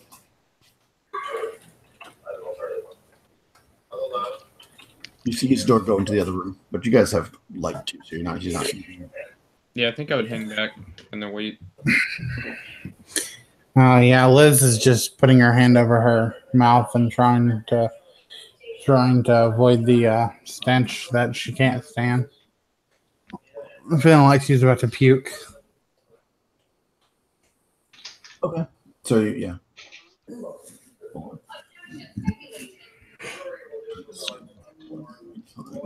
Athanasius is going to head towards the room. Okay. You Yeah, also and searching? Or no? Bane's hanging back also. I was muted. Which archway did Isidore go through? You went into the west. The west. Yeah, and I guess just so you know, that room mirrors the room that you're in, almost identical.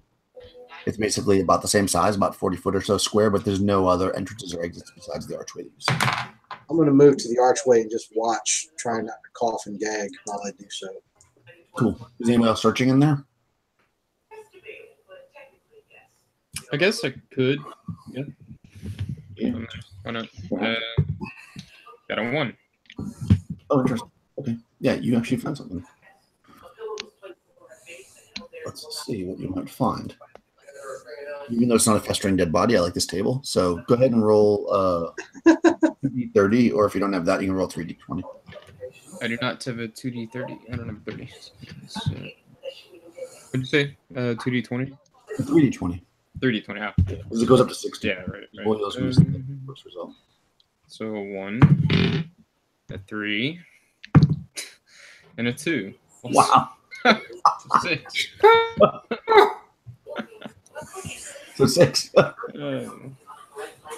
Wow, this is actually really interesting, and you actually you're searching through this stuff, and it probably freaks you out a little bit because you reach down and you see a vial of coagulated blood. Oh God! Yet another one. Yes, exactly. What's the chances of that? As Tracy will take it, thinking in the back of her mind that perhaps Grayson would appreciate this gift. So. But you notice as you pick it up, Mhm. it looks like regular blood, and when you pick it up and it gets a little bit of a hint of more light on it, it looks like it has a green tinge to it. Ooh. I'll hold it up for the rest to see, and I'll say, "This looks interesting. Some kind of green blood." Why do you have a sample of my blood? Oh, Why do you have a sample of my blood? well, Where'd it you get was that on from? this corpse. I don't know. It was on this corpse. Maybe Slime. It might be. maybe I should search around some. I need to know if someone is stalking me. Why are you talking like a robot? Isidore says, I hypothesize maybe they turned the blood into the jelly through dark rituals. It's a very fine observation. Could be. Which means it was almost that our friend here became jelly. Luckily, Salt has saved her. This is not the deal breaker. Yes, All right. that sounds reasonable to me. It's. I mean, I don't have enough information to thwart his idea. So. Okay. Does anyone else want to search that room, or do you want to search any other rooms, or what do you guys want to do? Well, if Isidore doesn't find anything, he'll go search the other one. Yeah, you don't find anything. Okay. You can search in the other room if you want. Roll a d6. I'm assuming it's identical. It looks identical, exactly. Okay. I rolled a 1. And I think 1s are good when you search. 1 is good when you search. Go ahead and roll either 3d20 or 2d30 if you have it. What if I have a 1d60? Or a 1d60. 1d60. All right. I have programmable dice. Oh. So actually it's it's fine. If you roll a 1, then I'll make something up. 53. 53. Oh. Fantastic. You're digging and you start to hear like a metal bang as you're kind of moving stuff. And you reach in, you pull something out. You think at first it might be a helmet, but it turns out that it's a chamber pot. It's fairly rusted. Can I search in the pile where they found the green goo? Yes, you may roll a d6, but your voice is starting to get cranky with things, so I don't know if you can fix that or You not. may need to restart, Crystal. You're all robot-y. Okay, well, I didn't find anything anyway. I only got a 4. Okay. Okay. Yeah, so you find the rusty chamber pot. Anybody else searching in that room? The other room? I'm going to take a look and try to see if I can find anything useful. Okay. Roll a d6. 3. Mostly just rubble and such. But nothing really super interesting. Okay. So you guys are searching those rooms when suddenly you hear, I think, actually, everybody, somebody roll. Let's say Carlos, roll a d6. See if you guys are surprised. That's 6. Okay.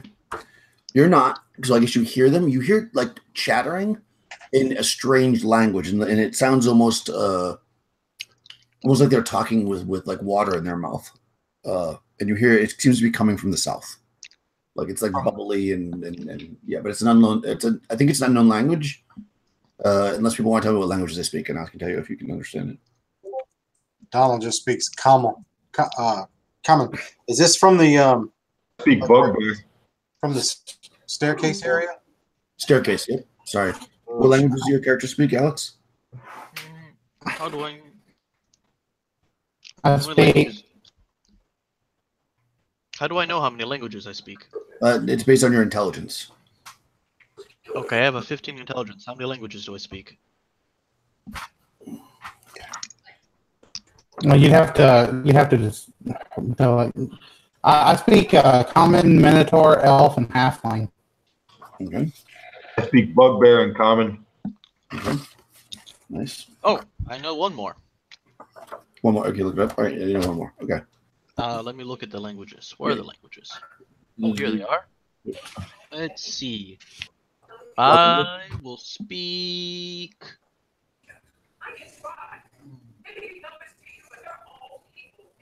Dragon looks like a good language. Okay. How about Bane? I speak common and axe blade. Nice. What Tracy? I have a 14 int. I don't know what that means. I don't know. Let me see. It means you speak one extra language. One extra language. Pick a language, any language, or you can roll randomly if you prefer. Roll randomly. I think it's a D20. All right. It is it's just there. Where the fuck did Rolled it a go? 19. You speak pixie. All right. Oh, that's a good Yeah, that is a good one. That's a fun one. Yeah, I like pixies. Okay, so unfortunately, none of you recognize the language at all, but you definitely hear something coming up the stairs.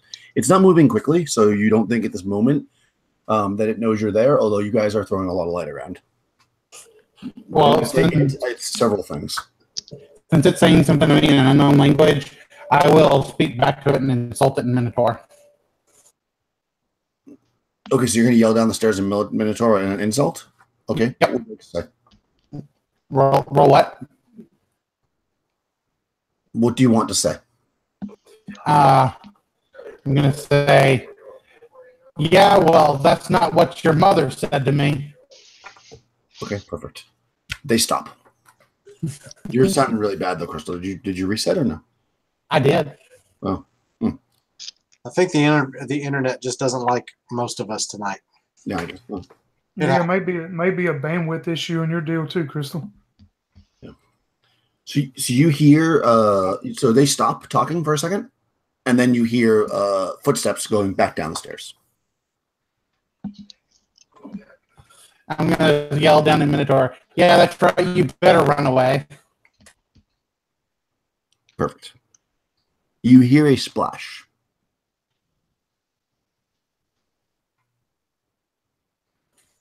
Well, I think I took care of that problem. Samantha says, well, it sounds like there's water down there. We probably can't swim in the water, and it smells really bad. And there's things that are intelligent down there. It would be And rude it's to go dark. into their home. Let's just go. We don't need to go down there. It's too dark. And too smelly. Okay. Come all this way, though. It definitely is smelly. Everybody who felt they're safe is probably not feeling so good right now, but you definitely heard them splash. It is dark. All those things you said are absolutely true. It's dark, it's smelly, and it would be rude to go into somebody's house if you don't even speak their language. Also, we got that one gold statue, so sure we could sell that for something. Should be able to sell it for quite a bit, I would think. It's a 1 foot tall gold statue. So there we go. My investment paid off. Yeah. And Athanasius is out thinking about everyone. That man ripped me off. Ha! Teach you, dwarf. Yeah, it's a good thing that you don't just murder everything. Because we could have had 2 golden statues. Yes. Okay, you know what? I've learned my lesson. You know, I'm wrong sometimes. I'm a big enough woman to admit that. Now shut up. Y'all actually say shut up in halfling. And the half smile smuggling says, I'm a small enough woman to keep bringing it up. No! Shit, some cattiness going on. Hello! Nice. Good. It's this wonderful argument going on. You guys don't hear the creatures sneak back up the stairs. Oh, are you serious? But we were walking back up. You're arguing. Sweet, let's do this. Merman. Donald's still looking for payback anyway. Arguing in character too, so you can't deny in character there. We were walking up the stairs. No, you're definitely walking. That's fine. You're making your way up these 150 feet of flight of stairs. When behind you, the dragon. No, I'm just kidding. No, because I speak dragon. Okay, hold on a second. There, Stink. We got that shit once from Tony. Okay, right. okay. So you're in order, so they're going to attack the back rank. So Athanasius, I'll say the back 3 people will get attacked by these 3. So Athanasius, Isidore, and Samantha. All right, Athanasius, get angry, get mad. All right, here we go. Athanasius, 1 tries to get you from the back. Missing. Samantha, 1 tries to get you from the back. Ooh, 17. But you have plate armor, I think. My AC is 1. AC is 1. Perfect. Let me take a quick Nice. check. I don't know if that hits or not. I don't think it does, but let me just confirm.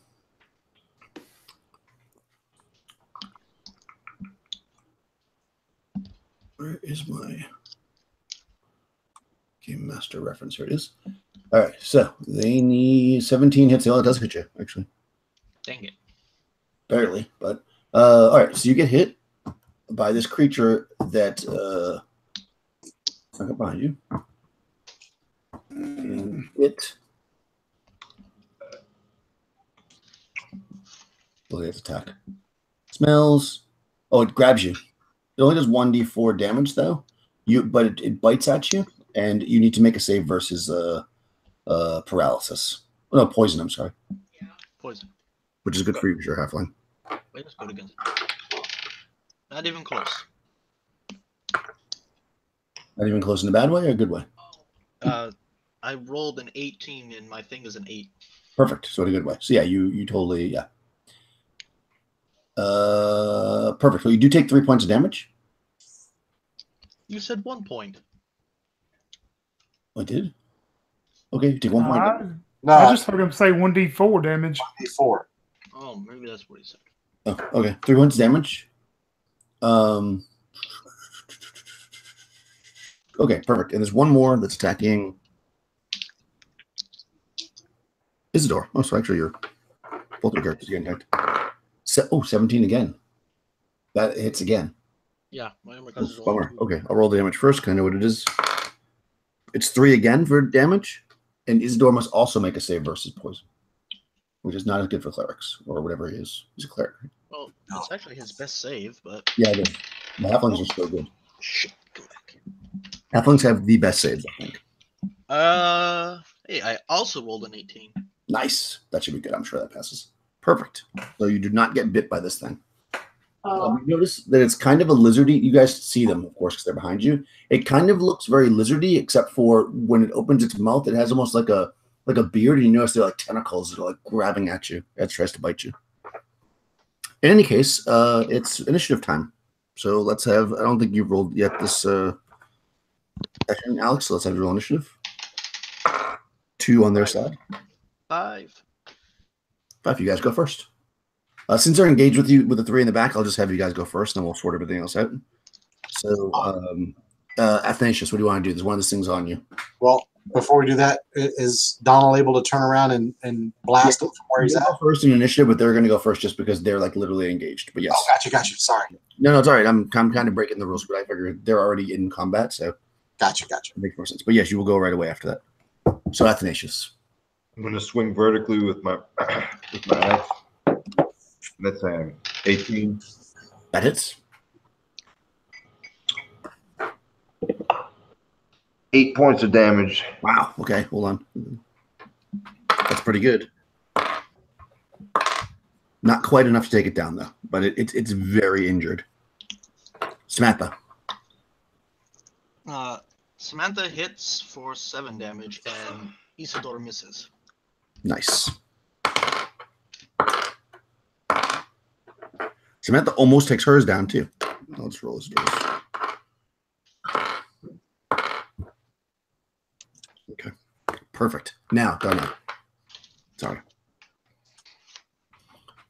Rush, you can go Darnell now if you want. There's 3 of them. They are on your companions. Okay. One of which did not get hit by a weapon. The other 2 did. Can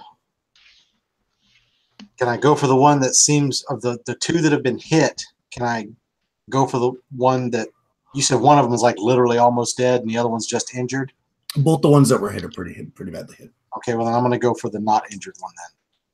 Okay. Because if I roll good, I can take them out. So here we go. Ugh. Unless my telepathic power doesn't go off. It happens to everyone. It's 50-50 chance, man. Can't quite get it, you know. Yeah. Okay. Close. Does anybody move me? Liz will move to engage. Okay, Yeah. down the stairs. Tracy will move to engage as well. How jumbled up are we, though? Yeah, I was gonna say, you can queue up, but you're going to have to go past them, I guess. Because right now the corridor is pretty full. I think. Okay, well, let me ask this instead. If Liz were to stay back at the stairs because she has a height advantage, could she fire down on these things with her bow without hitting her allies? Yeah, well, they'll have some kind of cover. So the way that I'm handling that is that if you miss because of the cover, then you hit your ally. So you wouldn't have too big of a chance of hitting them, maybe like 10%. But this Okay. Yeah. I take out my bow and fire at them. Okay. Well, you have a shield out and everything else, so you're going to just drop your shield on the ground, and if not, it's going to take a turn to think about it, because that's like a process. Okay. That one. And that one. Okay, well, fantastic. I'll say you're just trying to do too much shit at once, and you end up just dropping the arrow on the ground. Yeah. How about Bane? What are you going to try to do? He's going to stay. With it being that jumbled up and not being able to move good, he'll just stay where he's at for now. Okay. Up above. Okay. Yeah, so basically you've got, just so you get, yeah, so you've got,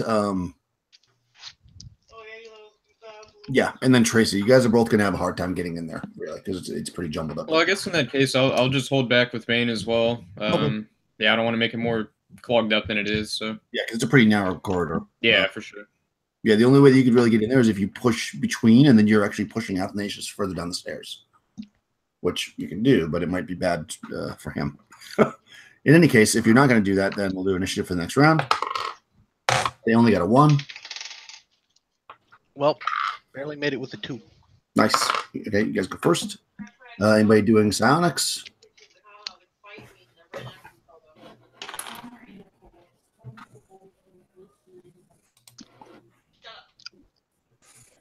Do you think Rush is waiting for me, or am I waiting for him?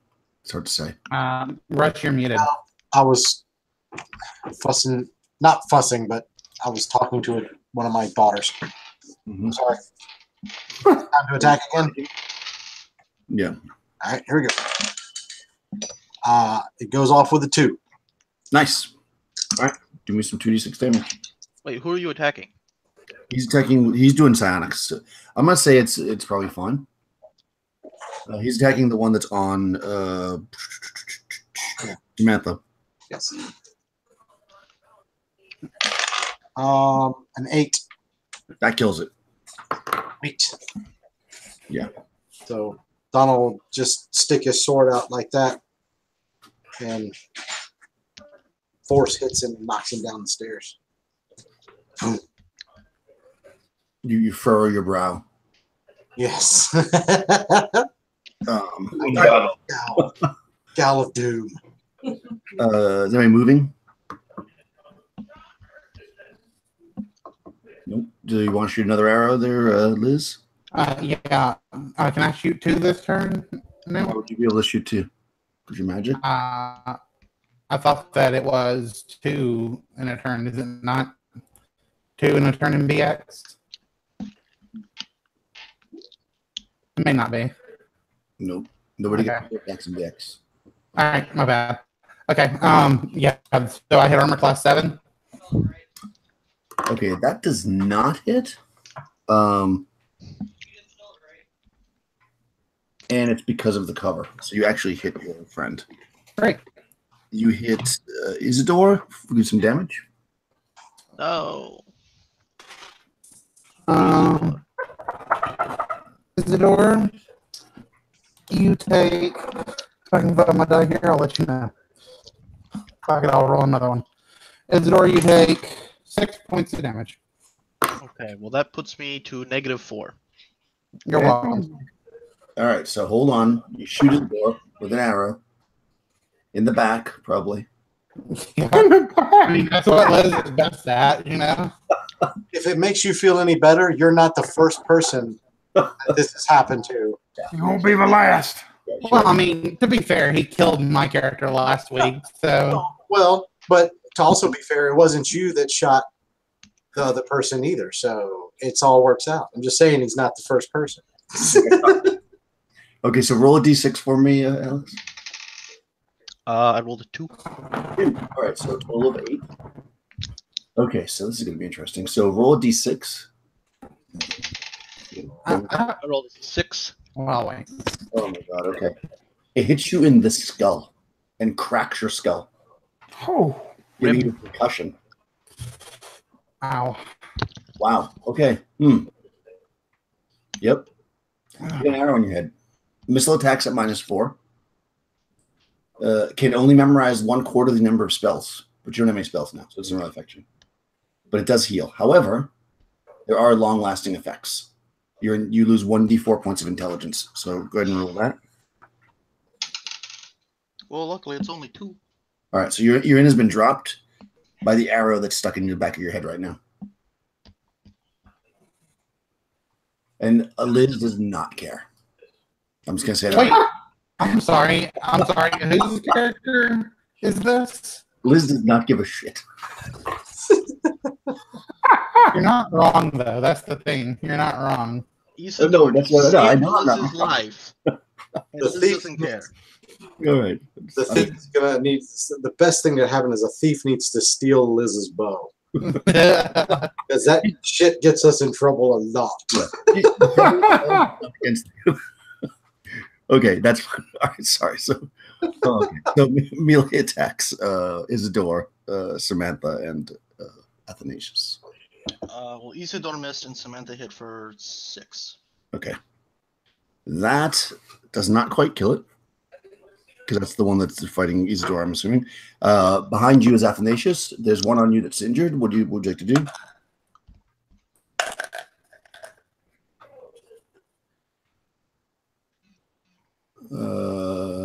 Carlos? Yep. It's your turn to attack if you'd like. There's a creature on you. Apparently. That's 20 and 2 damage. Okay. That kills it. You run it through with you chop it, right? You have an axe.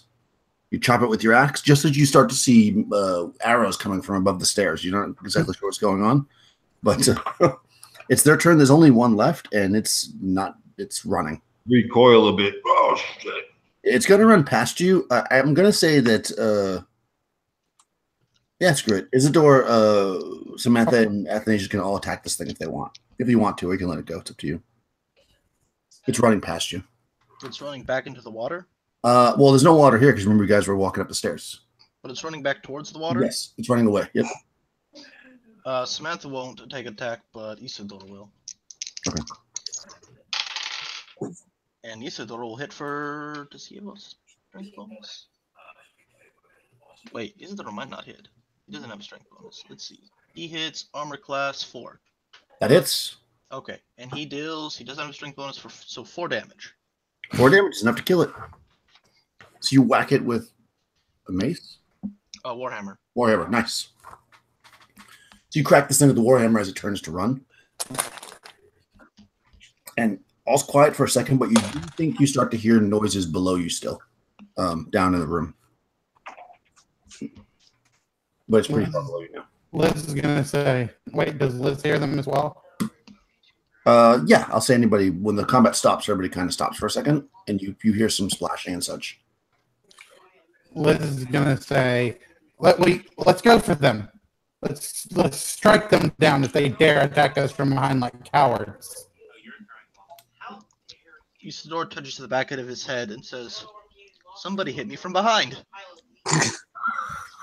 Oh yeah, terrible shame, Matt. Sorry, but we got to get down there and kill these creatures. No, we don't. Go. Isidore and Samantha will both push themselves against the wall. Go ahead. Bang continues up the stairs away. Okay. You bunch of cowards. Well, Isidore says, "I will support you, but I'm not taking the front line. I feel like I might throw up." Yeah, it's very bad down there. It's quite distinct. And I have a concussion. And you have a concussion. Yeah, you're moving slowly. It's going to take a long time to heal. however many weeks. Just Holy crap. about 7 to make it days. It's going to take 76 days to heal. Yikes. Well, I mean, we heal like 4 or 5 days at a time. Not that Yeah, long. still. Yeah, yeah. By the way, if you're curious at all, I researched how long it takes to heal things, and that's where I got this. I don't know. What was the injury again? Concussion. Serious head concussion can take up to 120 days to heal. So I made a range, obviously. Yeah. Other than -4 with ranged and spells, which I didn't write down, is there anything else? Nope. It's just really bad if you hit your head again. I mean, not mechanically here. And actually, for clerics, not that it really affects you anyways, but I don't know if I'd even hold that to you can't memorize the spells, because clerics don't really memorize them in the same way. It's more of a wizard thing. But anyways, we'll deal with that if the time comes. Hopefully we'll be healed before then. Okay, good. So you're moving out as Liz staying to fight. What's happening? No, she'll continue up the stairs with Bane, who's being a coward. All right. I think the gold idol is going to pay pretty. I'm thinking it's going to pay pretty well. Yeah. Okay. So you get to the top of the stairs, and you can definitely hear them behind you. They're definitely following. You have just so clear. You're in that room that has the 2 alcoves to the side, the slippery stairs in the center, the stairs up to the east and the west. You're currently carrying the ritual bowl. Isidore has it wrapped up with salt, and the gold idol that I believe Samantha has, and that's it. I mean, you didn't take the giant spider because it was heavy. Do you want to stop and take it, or are you just going to boot out of there? Grab that spider, Athanasius. He's carrying a body. Yeah, he's carrying a body. Liz will say, if we want the spider, we have to stand here and fight. Come on, join me, Bane. We'll kill these things. It'll be fun. Why do we have to fight if we're just grabbing it and running? Yep. It's a heavy statue. I'm gonna pull. Bane, I understand there is very much valiance in not fighting unneeded battles, but I do not think we can outrun while carrying so much. Donald will pull out 2 oil flasks that he had and tell him I can smash these on the stairs and set it on fire, and they can't. It'll slow them down. Do it. So somebody grab the spider and go. Nice, smart. Okay, All right. you do that. That's easy. Who's taking the spider? Liz will grab the spider. Okay, you're gonna have to put up your weapons because you're carrying a 50 pound. Yeah, I've already got the sword. So do that. Okay. All right, you grab the spider. It's heavy, but you're hugging it, and you're off. So you can go if you're making your way out. There's stairs directly next to you, pretty much, as you know. Yes. And then I'm gonna stay with Donnell while he's lighting the fires to make sure you don't need any help. So okay. Who's got the torch? Samantha does. So I tell Bane to take Samantha's torch and tell everybody to get up the stairs. Okay, and you give Samantha the lantern, I guess, because yes, trade off. And then I'll basically, as they go up the stairs, I'll smash one, walk up a couple of steps, smash the other one, and then just reach down and light it with the torch and set the stairs on fire, and then turn around and haul ass. All right, so you're gonna spread it out. Nice, smart, cool. Yeah, you do that. It starts up. It's burning. And then turn around and grab Bane and say, haul ass up the stairs. Let's go. Yep. You start to go up the stairs. You get to the stairs, the very first stairs that are a little bit more rough with their wet and everything. You guys kind of go up the stairs and through that copper door, and now you're in the room that Yeshova fell. And you're out. You just want to run out of the cave, right? So you're out of the cave. Preferably, yes. You're passing through that muddy, kind of boggy area where the water collects. And before long, you get back on the road, and you're probably breathing heavy, having traveled with such a heavy weight that far. And Liz, what were you 20?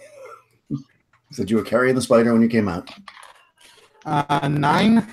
9 plus 7 is 16. Actually, when you cross so this actually changes things a little bit. We'll have to retcon a little bit. When you cross the threshold of the door, you drop the spider. Oh, no. And you run for 20 minutes. I drop it and run for 20 minutes? Yep, 2 turns. You run like you cannot, you're struck with the most amazing fear that has ever felt. You felt, and you dropped it and you ran. The question becomes, did it fall down the stairs? I'll say no.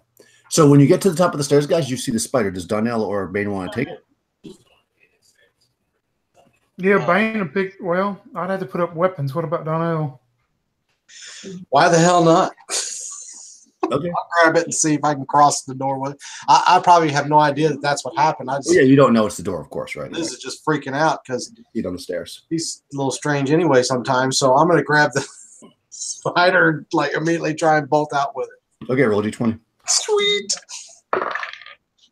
I got a 7. 7. And I only rolled a 1 on mine. You have that amazing pain again, and you take this time though you take damage as opposed to being incapacitated. You only have 1 point of damage though. How much? 1 point. Oh, okay. Because I only had 3. You go through the door, you just feel pain rack your body, and you take a point of damage. But you probably don't associate it to the spider or not. But you're out with it now. Sweet. And so now you do all I just said. You run through the bog. Everybody gets together. When you get there, Liz is already at the road. Probably with her heart about to explode. Yeah.